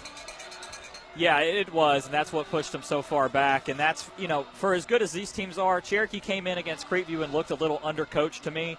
Cartersville comes into this one and looks very undercoached to me. And a rugby-style kick again from Schlitz that time, who puts his foot into it, and the Warriors will let that ball bounce. They get away from it. It goes down to the 33 and down there. They'll say 31 was where it was originally touched. So the Warriors with decent field position, considering where they've started some of their drives tonight at their own 31. Just 7 ticks left on the clock here at Tommy Baker Field in this third quarter, and the Warriors clinging to a 2-point lead. Don't be surprised to see Cherokee maybe take advantage of something. Cartersville's going to make some adjustments. They know at some point they got to stop Keith Adams Jr. or they're in trouble and they're going to be deflated. Don't be surprised to see Cherokee take a big shot down the field right here. This is when you do it, on first down now. I agree. 7 seconds left, perhaps the final play of this third quarter as the Warrior fans try to get something going. Trips to the near side, receiver up top, one-on-one, but they will keep it on the ground. Adams breaks off of one tackle in the backfield, still on his feet, still going, driving, 38, wow. 7 yards on first down. He was hit at the line of scrimmage and somehow kept those tree trunk legs driving and picked up good yardage on first down to end the third quarter. At the end of 3, Cherokee 7, Cartersville 5 on the Sutherland Nissan scoreboard. We'll step aside for a 1-minute timeout. Back with the fourth and final quarter from Tommy Baker Field. You're listening to the Cherokee County Game of the Week on North Georgia's 101.1 FM WLJA. There's been so much talk about distracted driving, you're probably sick of hearing about it. Well, we'd rather you be sick of hearing about it than lose your life doing it. The caring staff with Sosby Funeral Home in Canton reminds you that we all have to go sometime, but don't rush it. Wait your turn and don't drive distracted. Keep your hands on the wheel, your eyes on the road, and make sure you stay alert and arrive alive. Drive safely and help us protect our teens. They're the only future we've got. Brought to you by Sosby Funeral Home, honoring life from 191 Jarvis Street in Canton. When you read Enjoy Cherokee magazine, you'll find features about interesting people, pleasing places, and exciting events. Find out more about shopping in Canton, dining in Woodstock, living in Holly Springs, exploring in Ball Ground. There's always some new and refreshing ideas between the pages of Enjoy Cherokee. Enjoy Cherokee is available in most high-traffic locations and mailed free to thousands of homes throughout Cherokee County. For your free subscription, check us out on Facebook and find past issues on EnjoyCherokee.com. Enjoy Cherokee, Cherokee County's favorite magazine. Back here to start the fourth quarter, Dave Garner alongside the Golden Boy, Will Cooper. Vaughn, touchdown Brown, Ronnie Cooper with us here tonight. Liz Garner, everyone helping out here. A lot of folks, of course, feeding us some scores, and the Warriors open up this fourth and final quarter with a 2-point lead. They'll run a reverse right here. A little end-around play there to one of those receivers. I believe that was Harshaw who came around the formation, and they handed it to him on the way by there, and he picked up a couple yards to set up a manageable, well, that was the first down. Yeah, he got up to the 41-yard line, so it was just enough for a Warrior first down, and that's how Cherokee opens up this fourth quarter. And, guys, they need about an 8 or 9 minute drive right here to Keith Adams Jr. touchdown. How about that? And we got an injured player coming off the field. That's Cayenne Simmons, the linebacker. Vaughn, go ahead. Over at Johns Creek, Sequoia gets the lead on the Jonah Haney pick six. They give it right back up. Johns Creek touchdown. The Gladiators up 14-10 in the third. A lot of action going on around tonight involving Cherokee County teams. A lot of great games being played as well. Pickens up in Blairsville tonight, taking on Union County. First down and 10 for Cherokee here from their 41. Adams Jr. hides behind his offensive line. Now he's got some running, and he will take it up, but there is a flag down, and this one may be coming back. If it stands, it's a 9-yard run, but I believe that one will come back, and it is going to be on Cherokee. Boy, that's disappointing. And I tell you what, Adams right now, he's kind of getting lost behind that big Cherokee offensive line and just showing a lot of patience. It kind of reminds me of Le'Veon Bell from a couple of years ago. There we go. Every broadcaster loves to do that. How he, comes back and kind of just finds that seam, lets the hole open. And that time, though, we may have been aided by a holding call. I do know I sound like a broken record. Creekview down inside the 10 to the 5 of Cambridge. They're stopped 4th and goal. They still lead 13-0. And I'm sure they're trying to work on what they can do to get in the end zone, but that's the 4th time tonight that Creekview's been stalled inside the red zone. Field goals give you points, too. I'm just saying, you have 12 points sitting on the field. So first down and 21 after that holding penalty that happened in the Warrior backfield. So, again, that's a spot foul, and once again, this one gets the Warriors behind the chains now. Rivers kicks field goal 39-21. Here's A.J. Swan, flushed out of the pocket and stays on his feet, looking, firing, and there was some contact there, Harshaw, but no penalty marker. And, again, that time had number 3, Evan Slocum, in his back pocket. It's going to be an illegal forward pass. Yeah, I think A.J. was across the line on that one, so that's going to be another penalty. Real quick, I got stats through 3 quarters. 52 plays for Cartersville, 196 total yards, 98 of it on the ground, 98 of it passing, so very even. 20 minutes of possession. Cherokee, 44 plays, 138 yards, 15 rushes, 104 of that on the ground, 34 passing. Not another good day for A.J. Swan, 4 of 16 passing, 16 minutes of possession for the Warriors. I think A.J. was well beyond the line of scrimmage on that one. Maybe about 5 yards worth, I think. The last time we were here at Tommy, they're going to pick up the flag. All right. Well, maybe not. Maybe. What do we know? Maybe not. Well, the first down marker's up at the 31. I think they're going to – he was close to it. But they waved it off, I guess. So the down is second and 21. 10:42 to play here in the ball game. We are in the fourth and final quarter, folks. 7-5, Cherokee leading it by 2. And no, we're not playing baseball. But congratulations to those Atlanta Braves who are moving on to play the Marlins in the NLDS. Mix it up, boys.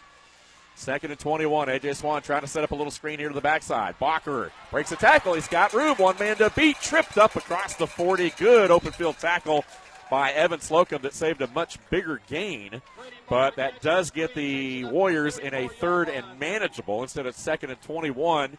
Now you're 3rd and 8 right here, and you got to make a play. You got to get into Cartersville's territory at the 48 for a first down, but at least you can flirt with it right here. Brady made every single part of that play right there. Did a really good job. Made a couple people miss. Was able to get it for a gain of about 13 there. So really excited to see what they draw up here on 3rd and 8. Got to get something working with A.J. here. As we mentioned, that'll be his 5th completion now of the game. Bacher will come right to left of the formation. Twins to both sides. Shotgun snap. Big pressure right here. Swan going to step up, going to try to run it. He's going to throw it. Now he's got a man. Diving catch in and out of the hands of Bacher at the 25. Wow.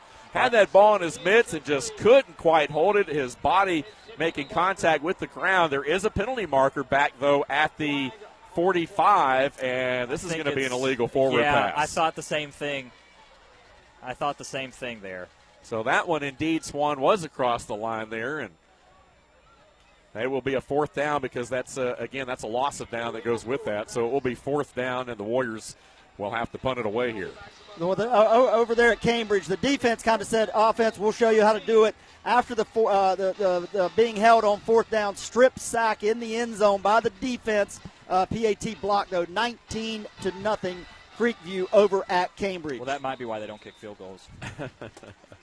So here's 4th down and 12, and again, they'll put their foot into a good high kick right here. Fair catch signal already by Phillips, and he'll make it at the Cartersville 25. So 9:40, 9:38, 9:37. Clock's still going. They haven't stopped it yet. There we go. Well, now still rolling. Still going. And I think things being thrown. Yeah, I think the Cartersville coaches are saying, hey, come on, somebody needs to stop that clock here. And they'll have to put about 15 seconds back on there. Yeah, that 9:38's, I think, when they need to stop it. They let some time roll there. They'll get an adjustment on the clock, but either way, with a little over 9 minutes left, Cartersville will have the football trailing by 2 from their own 25. Again, Cherokee and Cartersville. An intriguing match, a lot of history between these two. 11th meeting, as we've talked about, but they've been spread out over the years. The first meeting back in 1956. You were born that year, weren't you? A couple years after that. Oh, okay. Yeah, but pretty close, yeah. I thought so. Oh, man. So they still haven't put the time back on the clock yet. I think the officials are down there talking. I'm assuming they will. As Will talked about earlier, right around 50 degrees. Things have definitely chilled off as we expected they would throughout the evening. We have made it into October, and it finally feels like football season. It does, and they're finally trying to fix this clock here. I tell you, after last week's game, there we go. They put 9:40 on the clock, so that's about right. After last week's game, I felt like I needed a referee session to understand the plays that were going on. And definitely a clinic, yeah. And this one on the second part has been it's been a little bit smoother so far, but some questionable calls on both sides. So Stratton Tripp goes back to work, and they will hand it to Jennings, who makes one man miss, and will work his way up across the 30. And we'll take up to the 33. Again, Quante Jennings, as we talked about, the big play back coming in, very shifty, but also has a lot of power, and he may have come out of his shoe there a little bit. He's trying to get that shoe back on his foot and does so. As the play clock starts again, a gain of 8 on first down, 2nd and 2 from the 33. Twins left and right. Warriors again adjust at the line. Dolly High, the nose tackle, fires, and that one, boy, they had him down the seam there. Colby Benham was open, but just not making the connection here tonight. And man, oh man, he's missed a couple of open targets for sure this evening. Oh, very much so. Man, if he would have got that, he would have been off to the races, gentlemen. But luckily that one falls harmlessly to the turf. And boy, for people that don't know, we are sitting right next to the Cartersville coaches. Well, we're outside the press box, but they've got so many coaches they can't fit. They rotate that many, coaches into the press box at once. So there's a few of them next to us. But with this noise over here on the home side, I don't think they can really hear us, although we can hear them when they go very nuts. Clearly. 3rd down and 2 right here, in case you're wondering, the Warriors cheating another guy up in the box. Big play right here. Warriors with a chance to get off the field here with 9:04 to play and a 2-point lead. Jennings now up to the line. They look to the sideline, and they will hand it to him. First down run and more up to the 39, a gain of 6 yards. They needed 2, and the ball will be placed there as we go inside 9 minutes. Now, again, really the clock not much of a factor at this point. Still plenty of time here in the fourth quarter, and both teams have all 3 timeouts. They do, and at this point, if you're Cherokee, no reason to panic. You've got the lead. They haven't been able to put anything in the end zone yet. Now, obviously, a field goal does give you the lead, but for now, just play your defense. Keep rolling. Let the clock roll. No reason to panic. Trip out of the gun, 4 yards deep this time. 3 down linemen once again for the Warriors with 4 backers and 4 DBs. Excuse me, yep. And now the play clock down inside 5 seconds. They change the play. They got to hurry. Jennings shifts over, and they get the play off just in time. And a little reverse right here. That's Phillips. Got a little bit of room to run there, but a great open field tackle to keep that to a minimal gain. How about that? Austin Trimble came up from his spot there, and you also had Toby Thompson over there as well to make sure he was down. And, boy, that looked like it was going to be a much bigger play than it ended up being. Toby Thompson is just a baller. He runs everywhere off the defensive line, comes up to help the corner make the tackle. And listen, everybody knows that I am a huge fan of Austin Trimble, and he's making a name for himself tonight. A lot of discipline to stay at home that time. 2nd down and 4. Going to try to set it up back to the near side. Ross has this one, and he has the first down, trying to split a couple of defenders, and took 3 or 4 guys to wrestle him down, but they finally do. Not until, though, Ross takes it all the way down inside the Warrior 40, and there is a cane down after that play. And I believe that is Colby Benham, maybe? Yep. It is ending in a 4, correct. Yeah, Benham is back at the 38. And they will come out and take a look at him as both teams substitute here, and now they'll huddle up over against their sidelines. So the clock stops with 7:46 left here in the ball game. Cherokee against 7, Cartersville 5 on the Sutherland Nissan scoreboard. Of course, we'll have the Sosby postgame for you, the Sosby Funeral Home postgame show coming up a little bit later on, immediately following the conclusion of this ball game. And of course, Vaughn and Will break down the action for you here tonight, with this game still very much in doubt with plenty of time left, and that is Colby Benham, who's up on his own power but gingerly walking off to the far sideline. And I want to send a shout-out to Coach Tony Koncheski of Berry College, and he's here doing some recruiting tonight. There's a couple of college coaches here checking some things out, and a lot of those seasons, of course, being pushed to the spring. But certainly some big Power 5 football going on this weekend. Big game, of course, tomorrow between Auburn and Georgia. I know you're a big Tide fan. You got Alabama and A&M tomorrow. Roll Tide, 3:30 slot, CBS. But if you want to listen to WLJA, we will have the Georgia-Auburn game for you. Home of the Braves, home of UGA Georgia football, and the Cherokee County game of the week. Right here. We're big sports people up 101.1 FM. You got it. So Benham off, Cartersville resets. 1st down and 10, and that play blown dead. And a false start on Cartersville. One of the Canes jumped up front at the snap of that football. And so it'll be 1st and 15. I'm not sure. I didn't catch a number on that one as far as who jumps that for one of the receivers. So that was Phillips that took off a little early, and that's a cardinal sin for a receiver. You're looking at that ball, you should never jump off sides. Trying to get a little head start. He's been dominated all night. That's Sam Phillips. Been very quiet tonight, trying to get an early start on the corners. So 1st and 15. Going to let him through. Going to try to set up a screen. That's Kwante Jennings. He's got some room to run. Watch out. 30, 25, 20. Flag in. And he will go. He will hit the pylon. And they're going to mark him out at the 1 yard line, but I think that ball's coming back. Yeah, that was a hold all the way. Good call. Well, I tell you what, it was a nice play call. The Warriors were in position, but I think they got a hold down there. Now the question is going to be from what spot. It was thrown by the back judge way downfield, back towards the line of scrimmage, but it'll be interesting to see. This will negate that play, which would have been basically a 43-yard gain down to the 1 yard line. Real close. But the penalty is going to push the ball back. And I think it's a spot foul, so they will mark it at the 35. So it's still a little bit of a gain there, but it'll be 1st down and 5, basically. 1st and 6, actually, I guess, is what they're showing. So after all that, it's still a 1st down. They've only got 6 yards to go, but it does negate a big play. It negates a big play, and that was big for the Warriors' defense, especially considering how good they are at this side of the field. So Jennings, the lone back.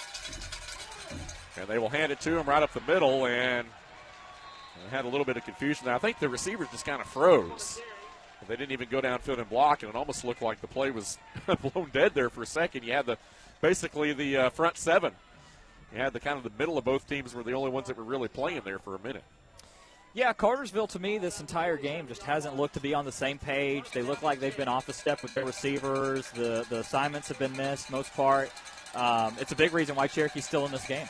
1st and 10 from the Warrior 27. Clock down to 6:40. Remember, a field goal gives them the lead. They're only down 2 after that safety. Twins left and right. Jennings the back. They'll hand it to him again, but wrapped up around the ankles right at the line of scrimmage. A very minimal gain, if anything, and a good job there by Brazen Parker, who wrapped him up around the ankles right at the line of scrimmage. Came in as the leading tackler in the county. 55 tackles on this team. 2 for a loss, and is added to that total here tonight once again. Well up over 60 at this point. Brayson's the heartbeat of this defense. Everybody knows that. He kind of fills in that middle gap between Tanner Dollyhigh and Cayenne Simmons on the interior of that defensive line. 2nd down and 8. Twins left and right once again. Stratton Tripp looking. Has time. Firing deep. He's got a man there. That ball up too tall, though. And I'll tell you what, if that ball would have been on the money, it probably would have been intercepted. The ball was too high for everybody. There were a couple of red shirts back there, including Keegan Baker, who had the best look at it, but that one goes out of the back of the end zone, out of bounds. It's 3rd down. And that's Keegan Baker was coming over to make the interception, and you're right. If that had been on the money, it would have been intercepted for the Warriors and would have been a huge game breaker. Brings up 3rd and 8, ball on the 25-yard line. You start thinking about field goal position now. Well, Jesus Gutierrez, 1 of 2 on the night. He had a 22-yarder. He's the only offensive points of the night for Cartersville, but he missed one longer than that. And if you can make a stop right here, it may be outside his range. It definitely set up an interesting 4th down. 3rd and 8 on the ground and driving, but going to be short of the 1st down is Quante Jennings. He'll take it to the 20. That's a gain of about 5 yards, but it'll be 4th and 2, and they waste no time in bringing in the field goal unit right here. Yeah, keep your defense on the field, boys. That's for sure. But obviously they know his range better than we do. He did miss that 55-yarder. This one looks like it'll be 37. Yeah. 37 yards from the far hash. And the snap, it's down. I think it's to the left. It's left. And it is left, wide left, and maybe even a little short. And the Warrior defense dodges a bullet. After a 1st and 6, this Warrior defense holds and turns Cartersville away yet again. Wow. My goodness, gentlemen, what a game. Woof. Again, we talk about the Cherokee defense all the time, but, when their back's against the wall, that's when they always step up. And they're getting, that back end, they're giving Cartersville no looks down the field. The screen game's really been the only passing game Cartersville's had tonight. I'm a little surprised they didn't run it a couple times more right there and try to keep it on the ground. I'm with you, Vaughn. Yeah, I thought they might have done that a couple agree. of times. Especially because they've done a good job with Quante Jennings. He's not been stopped for really less than 4 yards on any drive. So can the Warriors deliver the knockout punch? A little bit of running room right here. Adams dances up to the 24, a gain of 4 from the 20-yard line. It looked like that was going to be a little bit bigger play there for a moment, but the Warriors do pick up positive yardage on 1st down. We go inside 5 minutes of this 4th quarter. Cherokee leads at 7-5 on the Sutherland Nissan scoreboard. Can they deliver the knockout blows? The big question here in hand Cartersville, their first regular season loss since a 1-point loss to North Cobb back in 2014. 2nd down and 6. 83-1 since the start of the 2012 season in the regular season are the Cartersville Canes. And Adams showing a lot of patience up close to the 30. And I believe with that spot, he's got a 1st down, and he does. Big 1st down. That was huge. At this point, you're trying to run clock. You don't want to do it too conservatively, but the clock's still rolling, 4 minutes and 20 seconds. So keep in mind that you get 40 seconds per play. So you get about something the Falcons should listen to. You get about minute 20 on 3rd down. So you're just trying to run off clock right now. So take your time. Doesn't mean you get away from the passing game completely, but run the ball at Falcons. And as we mentioned, both teams, including Cartersville, of course, have all 3 timeouts. So another 1st down, and they may have to start thinking about burning them. And Adams again in the backfield, and they will keep it to him. Once again, more patience. Steps up into the middle, and he drags some guys with him. 4 more yards up to the 34.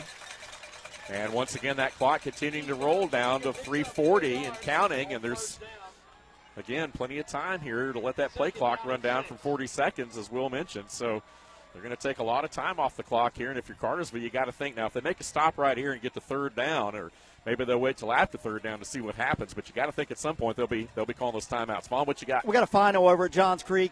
Chiefs could not get back on top. 14-10, Johns Creek. That is a final. All right. Chiefs looking good for a while after that pick six early in that ball game. They just couldn't quite hold it. River Ridge with a touchdown. Over 40. That's over 40. 2nd and 6. Keith Adams Jr. right side. Dropped immediately that time. May have lost a yard. Alonzo Upshaw on the carry. Was that Upshaw? Yep. Now it's hard to see those numerals here.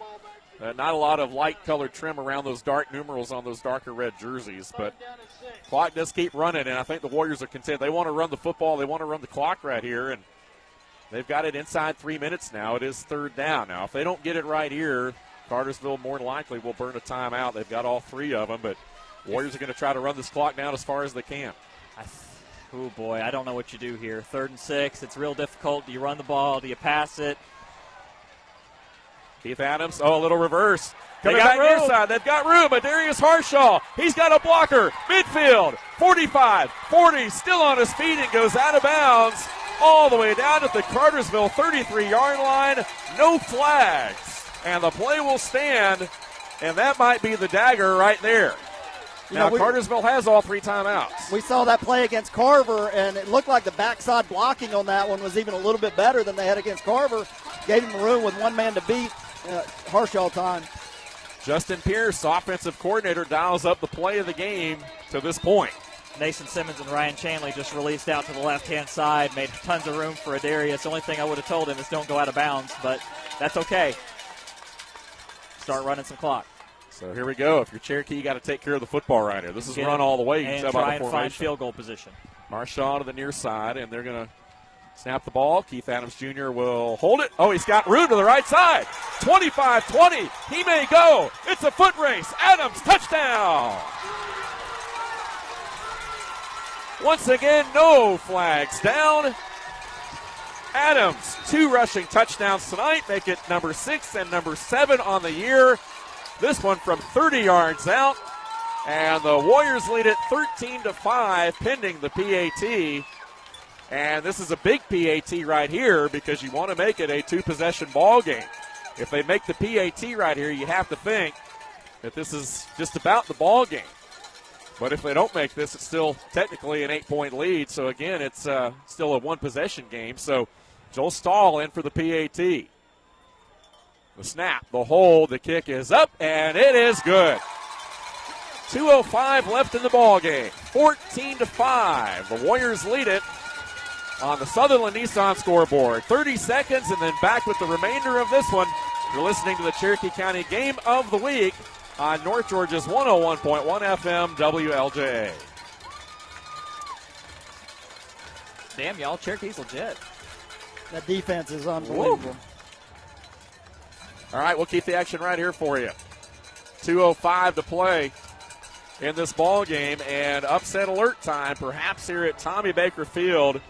Could it be that Cartersville, 83-1 in the regular season since the start of the 2012 season, may fall for the first time in 62 regular season games? Yeah, you're right about that. I mean, Cartersville coming into this one, you got to feel like they've had the momentum for the majority of this game, but Cherokee did a good job coming out in the second half and fighting for it. And, oh, boy. I tell you, Cherokee must be a pretty good team coming into this. That last drive, 6 plays, 80 yards, all of it on the ground, 3 minutes of possession, long enough to run out with just 2 minutes left on the clock. We said it at the half, Will. I mean, when you're not throwing the ball well and you don't want to take risks, you don't want to stop the clock, you want to run that clock. And, I mean, they just got on Keith Adams Jr.'s back in the second half, and I think he probably maybe told them at halftime, just give me the ball and let me take it. And what a second half. Cartersville with a return here. Ross, midfield, trying to outrace the Warrior defenders, and he will do so. Wow. So how about that? Where did that come from? Devonta Ross, just when you thought this ball game was over with, Devonta Ross takes the ensuing kickoff And there is a flag down at the 27 of where the Warriors kicked off from. And I'm not sure what this penalty is going to be. I think it's going to be on the Warriors regardless. So hold everything, folks. This ball game not over with yet. And all of a sudden, it is a 3-point ball game pending the PAT. And that time there was just a seam back here to the near side. Devonta Ross. And they're going to pick up the flag. There was a flag, but they're going to pick it up. So the play will stand. And it is a 90-plus yard kickoff return for Devonta Ross. And where's that been all night long for this Cartersville team as Jesus Gutierrez attempts the PAT. Now here's the story. There's still 1:50 left, and Cartersville has all 3 timeouts. You got to try an onside kick. Well, no, I don't guess you do. I think you've got some options right here. Gutierrez does add the PAT.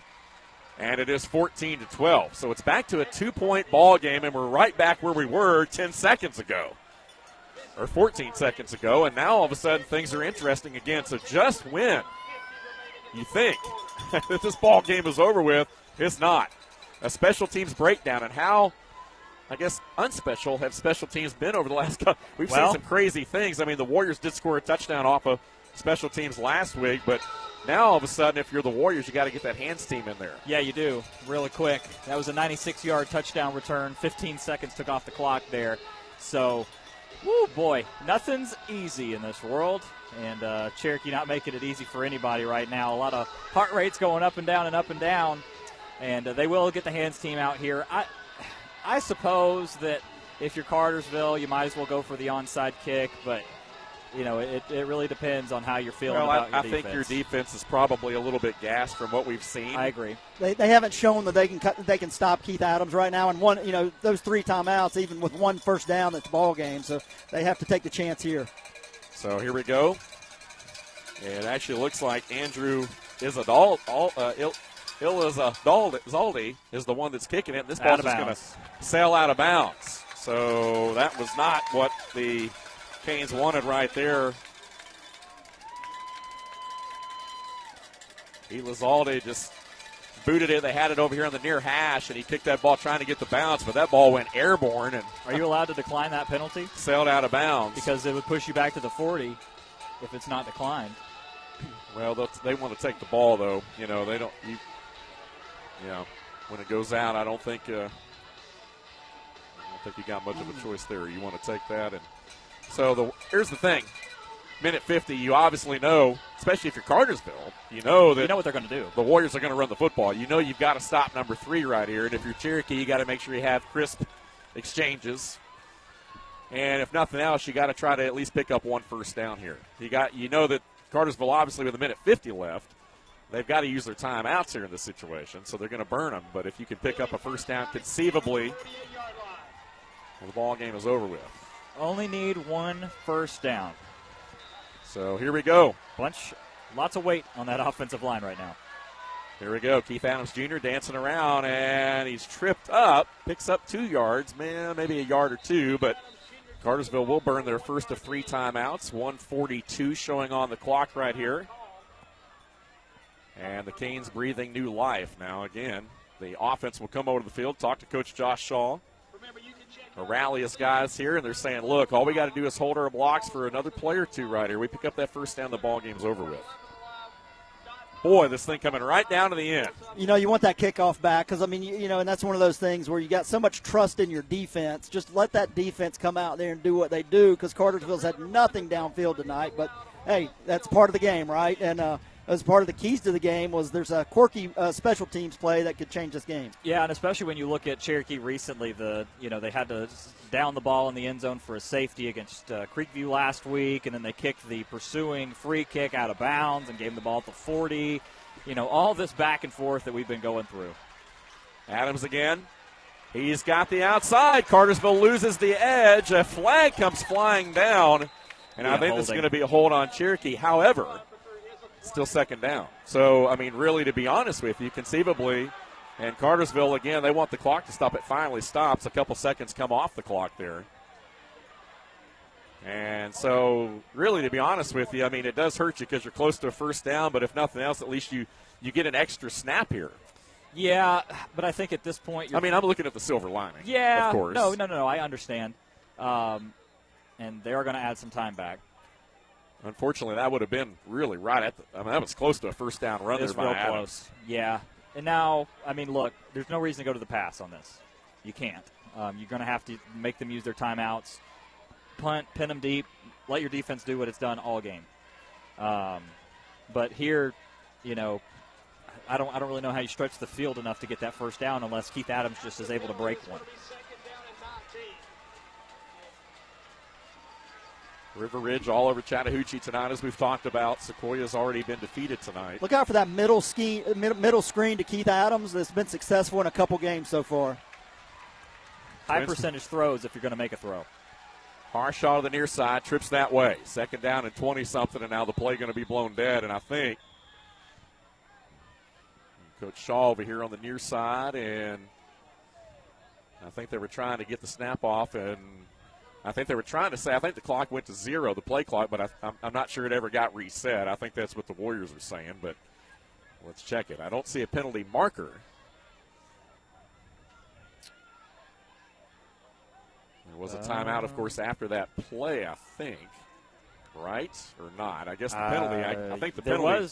No, there's not a timeout after the penalty. I think the penalty stopped the play, so Cartersville still got 2 timeouts. But it should reset the 40-second.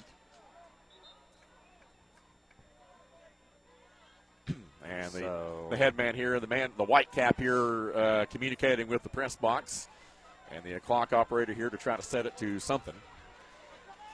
Not exactly sure what's going on here, but the pace of this ball game is slowed down here inside the final 2 minutes. By drastic measures. Well, it looked like it was all but signed, sealed, delivered, and now the 96-yard kickoff run. So they just added 12 seconds back to the clock. Not sure why, but all right. And now the referees will have another meeting to discuss the clock, because this is how it works now. Well, let's see what's going on over here. I think Cherokee has bad luck with referees and quick games, quick endings, because if you remember the end of that Creekview-Cherokee game, it took 20 minutes for the last 2 minutes to run off the clock, and we're on pace for that right now. Well, the Warriors a minute and 42 away from perhaps pulling off one of the biggest upsets of the night in the state of Georgia, particularly in North Georgia, but still a long way to go. I say that because, you're second and 20-plus right here. Cartersville still has 2 timeouts. You still have a minute 42, so very conceivable that Cartersville could get this football back with well over a minute left, and that just makes you nervous with their playmakers. Oh, definitely. We just saw what they can do. And while they're talking things over right here, let's pause 10 seconds for a station identification. This is the Cherokee County Game of the Week. You're listening to WLJA FM 101.1 and WLJA HD1 LJ, Jasper, Canton, Woodstock, and all of North Georgia. Asa Jones back on the controls tonight in Master Control once again. Smokestack's with us here tonight. We appreciate it. Got a good crew. We appreciate you, Asa. As always, Vaughn, Touchdown, Brown, Ronnie Cooper working the numbers here tonight. Will, the Golden Boy Cooper. Dave Garner here with you and the rest of our crew. Of course, next week, a rare off week. The first one we've had since we've started broadcasting high school football here on WLJA, and this is our 4th season, but a rare week where all 6 of our Cherokee County schools are off. And that was scheduled because of the original fall break, which, of course, got pushed back 2 weeks. So they ended up adding 8 seconds, by the way. So it's now it rolls down from. And now why is the clock rolling? And now they're rolling the clock after the penalty. Doesn't make sense. Well, why wouldn't Cartersville call a timeout if that didn't happen? So they're going to run it on. So it's running down with the play clock here. Okay. So here we go. So whatever, that works. Well, they'll be able to get it down right around a minute 10 before they have to snap it. 3 seconds, 2 seconds, and now Cherokee's going to call a timeout. Remember, they had all 3. So they wanted to take every second they could off of that play clock after the penalty. Now, keep in mind, it's because of the penalty, it's only second down. So even though you didn't get, you were going to be set up maybe for a 3rd and 1, the 10-yard, the holding penalty, all that brings it back. It's 2nd and 20, 2nd and 21, but it's still only second down. So you do have the down still. Yeah, but you take the time out there. I don't understand. They have 2 timeouts. So you take the timeout there, and then they play second down. You take the timeout on third. But they play third down. They let the clock roll, though. So I guess you want to take it after this. The other? Yeah. Right. You want to take it after this play here. Yeah, but still, for me as a coach, I would make them think about passing it on third down. Yeah. I don't think we're going to see that. I think if you're Cherokee, you got to run the football, keep that clock rolling. Don't take a chance on incompletion, especially with the way the passing game has looked here tonight.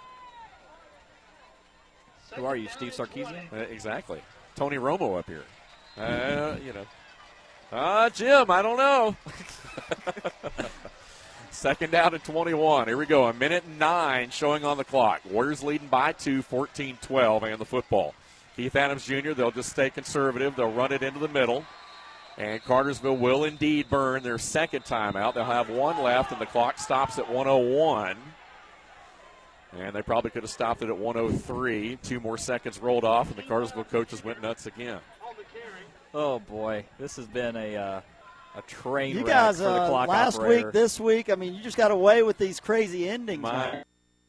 Yeah, it's been like it. I mean, we've had a few of them already this year.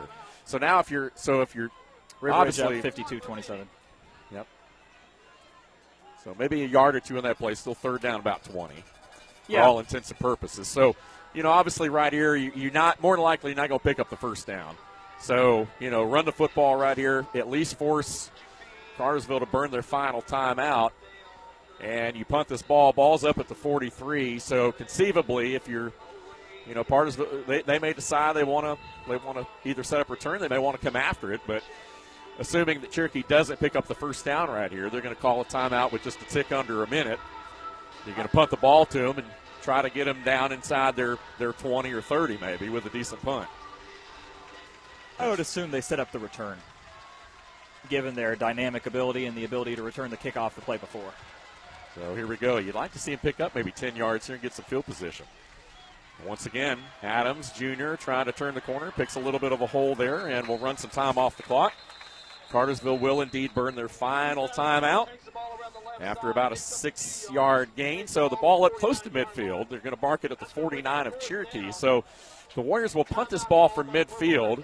Still 57 seconds left, still an eternity with the athletes that Cartersville has. And you just hope right here, if you're the Warriors, that you're able to get a good punt off and at least make them go 80 yards in under a minute with no timeouts. And if you're the Warrior defense, you just don't want to give up anything cheap. You want to keep everything in front of you.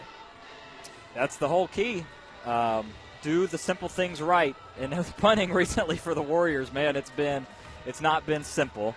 Once again, Brady Boschor comes into the game, 13 punts, 34.8-yard average, 53-yard long. Had a really good punt earlier in the game. Now, you know what Larry would have said? Special teams are special. No, third down, General Nayland. They don't have a guy back. Do you punt the Drop ball on on third down? No. Let that ball roll. Can't call a timeout while the ball's rolling and there's no return man. Then you give them a timeout. I know General Nayland. We got to work General Nayland over there. Maybe. So here we go. 57 seconds left. Get out the conversion chart and look. Devonta Ross back deep at the 10-yard line. Bringing pressure. And they're going to blow the punt dead. And I think there was a timeout Cherokee. Yeah, I think Cartersville was showing that they were coming after it. And I think Coach Shaw wanted to make sure they had the right protection on. You got the timeout. You might as well use them now. You might want to keep one in your pocket, though, just in case I would have kept something happens. Kept that second one for sure. I wouldn't have spent one there. But well, here's the thing. He sees something he doesn't like. It's a 2-point game. So if you're Cartersville, you're thinking all we got to do is get in the field goal range. Now, kicking has been shady tonight. True. Jesus Gutierrez has missed 2. Yep. So you got to get – you probably realistically you're going to have to get down inside the 30 to give them a shot. Yeah. But you got the time to do it. So I'm sure, if you're the Warriors right here, I think you'd like to maybe keep one of these timeouts in your pocket just in case you need it, in case they were to go down and get a score or something. That's what I'm saying. That's why I would have kept the second one here. But I think for the other thing is that the defense is getting a lot of rest, talking about what they want to work on, forcing them to the middle of the field, don't allow them to the sideline, stuff like that. Well, it might take a long play in the passing game, which we haven't really seen from Cartersville tonight, but they're very capable. Low snap. Oh, he's going to pick it up, and he's going to be 8 back at the 35. A low snap, and they were not able to get the punt off. Wow. Botcher, that ball with the snap was low again, and Botcher went to pick it up and just had to double clutch it. And by the time he did, there were too many white shirts too close. He didn't even attempt to kick that ball. He tried to run with it and got ate up immediately. Wow. So the complexion of this ball game has turned for the worse if you're the Warriors, and now it's going to take a remarkable defensive stand right here to preserve this game as Cartersville breathes new life, and now it's their fans who are up on their feet as the Warrior fans try to counter. They've got the ball at the Warrior 35. All they need is a field goal to win it. Stratton Tripp looking, throwing. That ball is incomplete. They tried to swing it out to Devonta Ross on a quick hitter, trying to set up a screen to the backside of the formation, but he had to catch that ball away from his body, and one of the Warriors put a body on him and knocked the ball loose, second attempt. The highs and lows of football. Wow. Oh, boy. Boy, a game that was all but won. But good teams never die, and this Cartersville team will not go away. They're 62-0 in the regular season for a reason. Stratton Tripp out of the gun. This time Tripp's to the far side. They've got Ross back to the far side, one-on-one. Tripp's near side. Warriors 3 down linemen, 2 backers, and the rest are DBs. Quante Jennings in there as the lone back. They'll spring him out of the backfield, and they'll toss it to him. He's going to be hemmed up over against the far sideline, though, in just a short game. Cartersville got away with a blatant false start. I mean, these refs must be from Bartow County. Well, 3rd down and 8 right here. So if you're the Warriors, you need 2 more stops. 4 down territory obviously goes without saying. The good thing is you're not really in Gutierrez field goal range at this point. So if you're the Warrior defense and you can somehow make 2 more stops, you win the game. Ooh, boy. The good news is they're going to the pass, so you know what they're going to do. They're not going to run the football. They don't have timeouts. So go get the quarterback, guys. Jennings in there again. Stratton Tripp under pressure. Alonzo. He's being pressured, and he's just going to have to run out of bounds. And a block in the back's coming in on the backside here. He blocked Alonzo Upshaw in the back. Now, I'm thinking that they may decline the penalty and take the play. It was a loss of 4 yards. It's 4th and 11.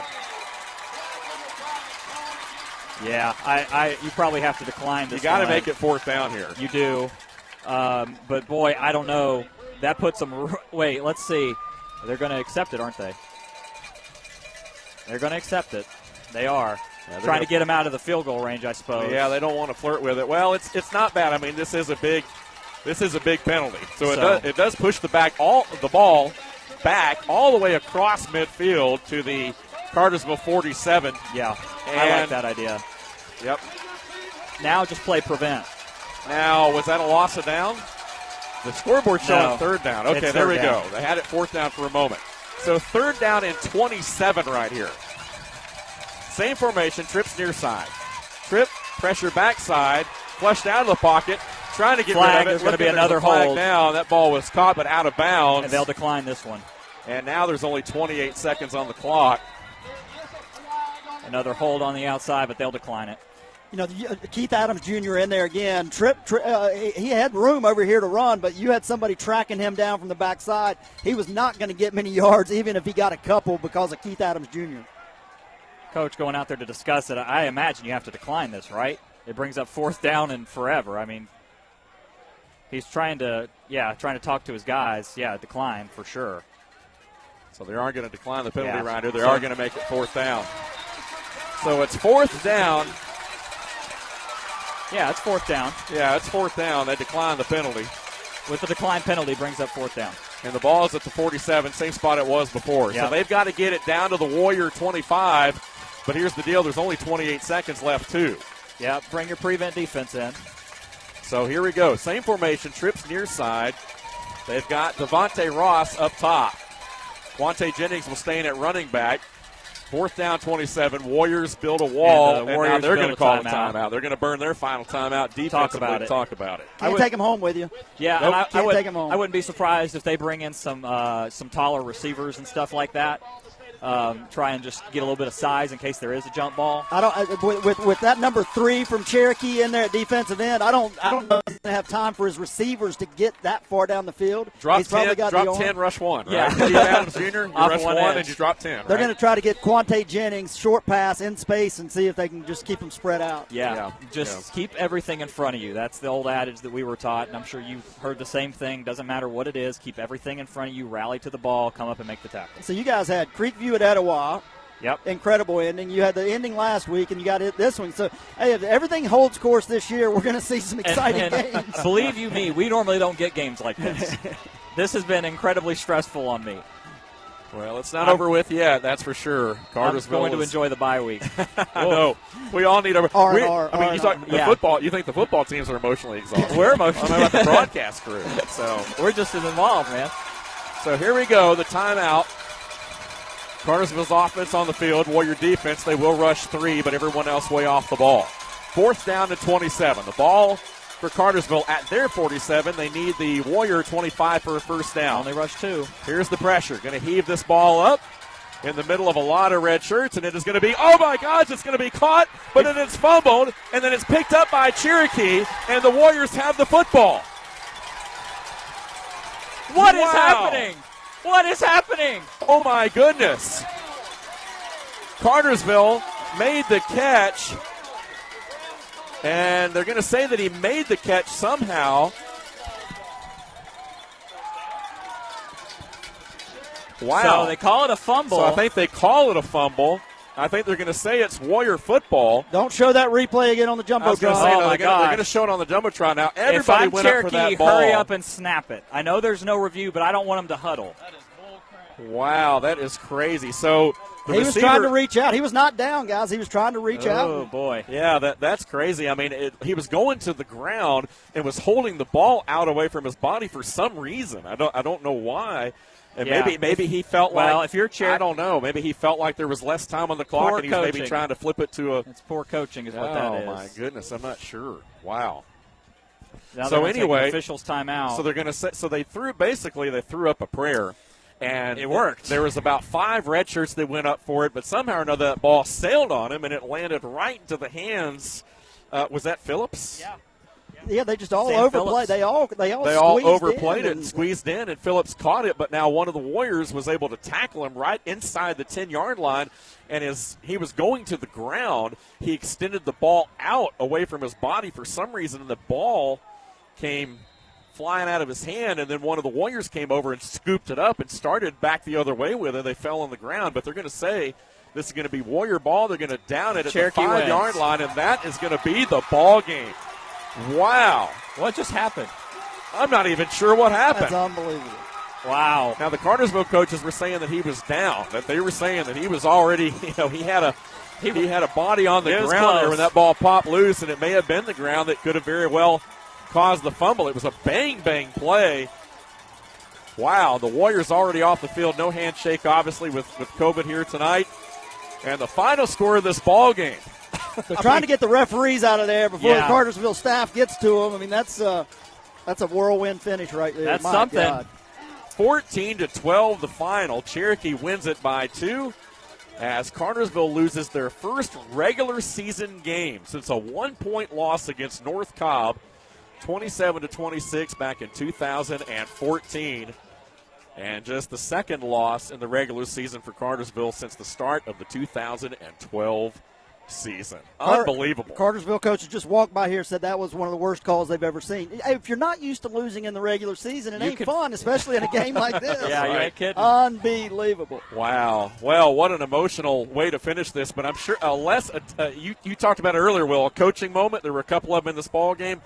That play right there, giving up a play like that, even giving that play up, because obviously if that's a catch right there, they get on the ball, they kick the field goal, they get out of here with a win. Yeah, they do. My goodness. So anyway, unbelievable. Give us a couple minutes to process That's this right. one. We'll be back on the Sosby Funeral Home postgame show. I'm going to check out, and that'll do it here, and then I'm going to turn it over to you guys. Uh-oh. Will the Golden Boy Cooper and Vaughn Touchdown Brown. If you want to bring me back in, you can, but we'll take a 2-minute break. And then we're going to try to wrap this thing up. And you guys got your work cut out for you. We got our work cut out for you. We'll see you in 2 minutes, folks.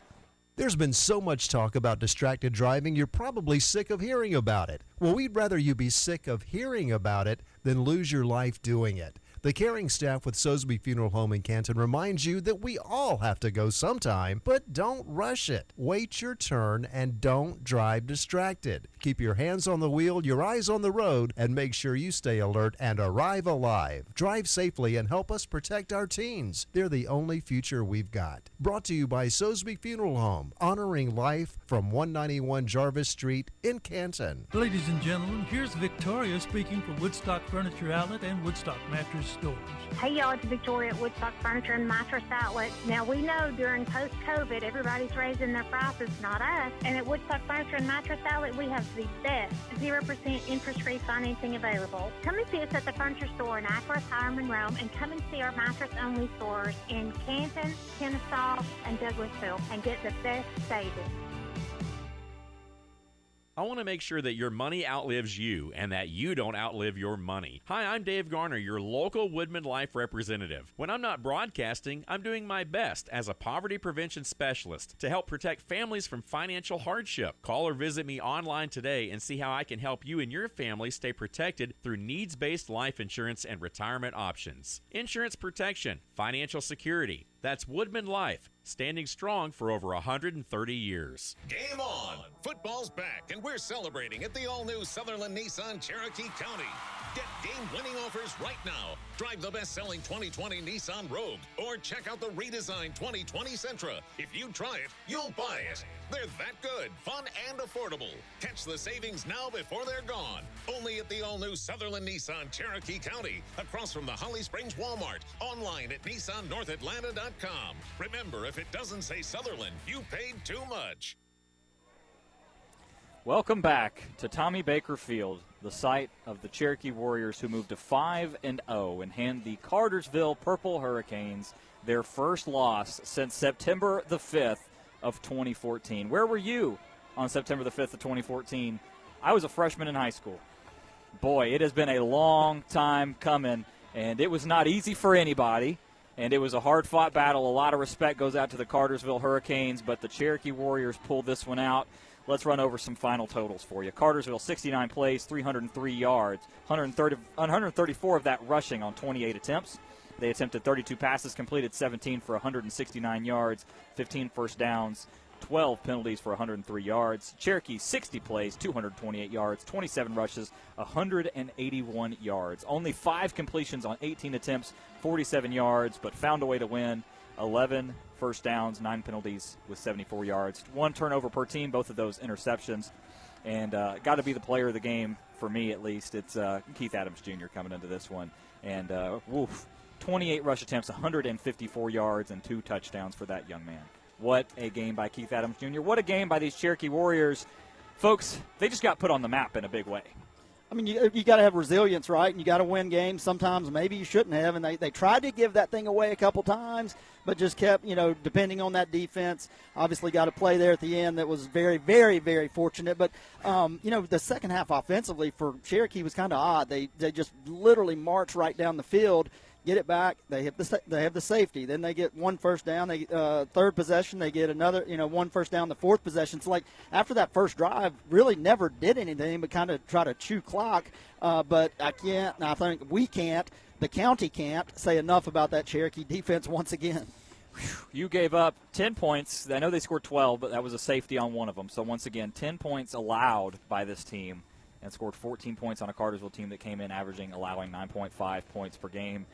Cherokee just proved that they are as legit as they come, Dave. When you beat a team like Rome, and then you go and beat a team like Creekview, and then you go and beat a team like Cartersville, you have put yourself on the map in a big way. And coming Monday, you're going to see the Cherokee Warriors in the top 10 of 7A in a lot of places. Well, we said at the end of last week when we were at Creekview, after that ball game, Art was with us, and we talked a little bit about, in previewing this game, and we said that, this could be a game that could certainly legitimize the Cherokee program as a whole and being a legit contender, and here we are. And we kind of felt like coming into the ball game that based on what we had seen from the Warriors, we knew their offense had struggled a little bit, but we knew defensively they could probably play with them. Cartersville, a team maybe a little bit nicked up as well, but so are the Warriors. So, there were a lot of unknowns. There were some intangibles, some things coming into the game that were some question marks, I think, for both teams. Both teams, as you mentioned, Will, had some very, emotionally taxing games over the last couple of weeks. The Warriors, of course, going back to that Rome game. So, it was one of those that we felt like if the Warriors can somehow be that one to knock off Cartersville, that would be something that would certainly legitimize, their program. Not that they're not already a legit program, but you know what I mean. As far as the next level, well, being that program that steps into that statewide spotlight, and I think they certainly did that tonight. That's what just happened. We went from a local team that will make the playoffs to a state contender now. Because when you're able to beat teams like Rome and when you're able to beat teams like Cartersville, when you move into the region with Milton and Alpharetta, you don't all of a sudden feel like you're the underdog anymore. All of a sudden, these teams are going to be favorites against some of these teams. Now, listen, not saying that we're ready to go compete for state championships or anything like that. That's a long jump. And you're in the highest classification in 7A. But you're up there with the big dogs now. You belong in the conversation. Well, and I think really, that first step obviously is the region, right? And the Gwinnett teams and the Lowndes and the Colquitts, yeah, that's a different animal, right? But you got the Roswells, didn't go and destroy Campbell necessarily tonight. Milton's obviously going to be tough. Alpharetta's very doable. So you're kind of like River Ridge is looking at it and going, where can we fit in this region now? Not just as a playoff team, but as a home seed, hopefully. And we'll come back and we'll talk about the Knights here and back and we'll talk about the Knights here and back and we'll talk about the Knights here and back and we'll talk about the Knights here and back and we'll talk about the Knights here and back and we'll talk about the Knights here and back and we'll talk about the Knights here and back and we'll talk about the Knights here and back and we'll talk about the Knights here and back and we'll talk about the Knights here and back and we'll talk about the Knights here and back and we'll talk about the Knights here and back and we'll talk about the Knights here and back and we'll talk about the Knights here and back and we'll talk about the Knights here and back and we'll talk about the Knights here and back and we'll talk about the Knights here and back and we'll talk about the Knights here and back and we'll talk about the Knights here and back and we'll talk about the Knights here and back and we'll talk about the Knights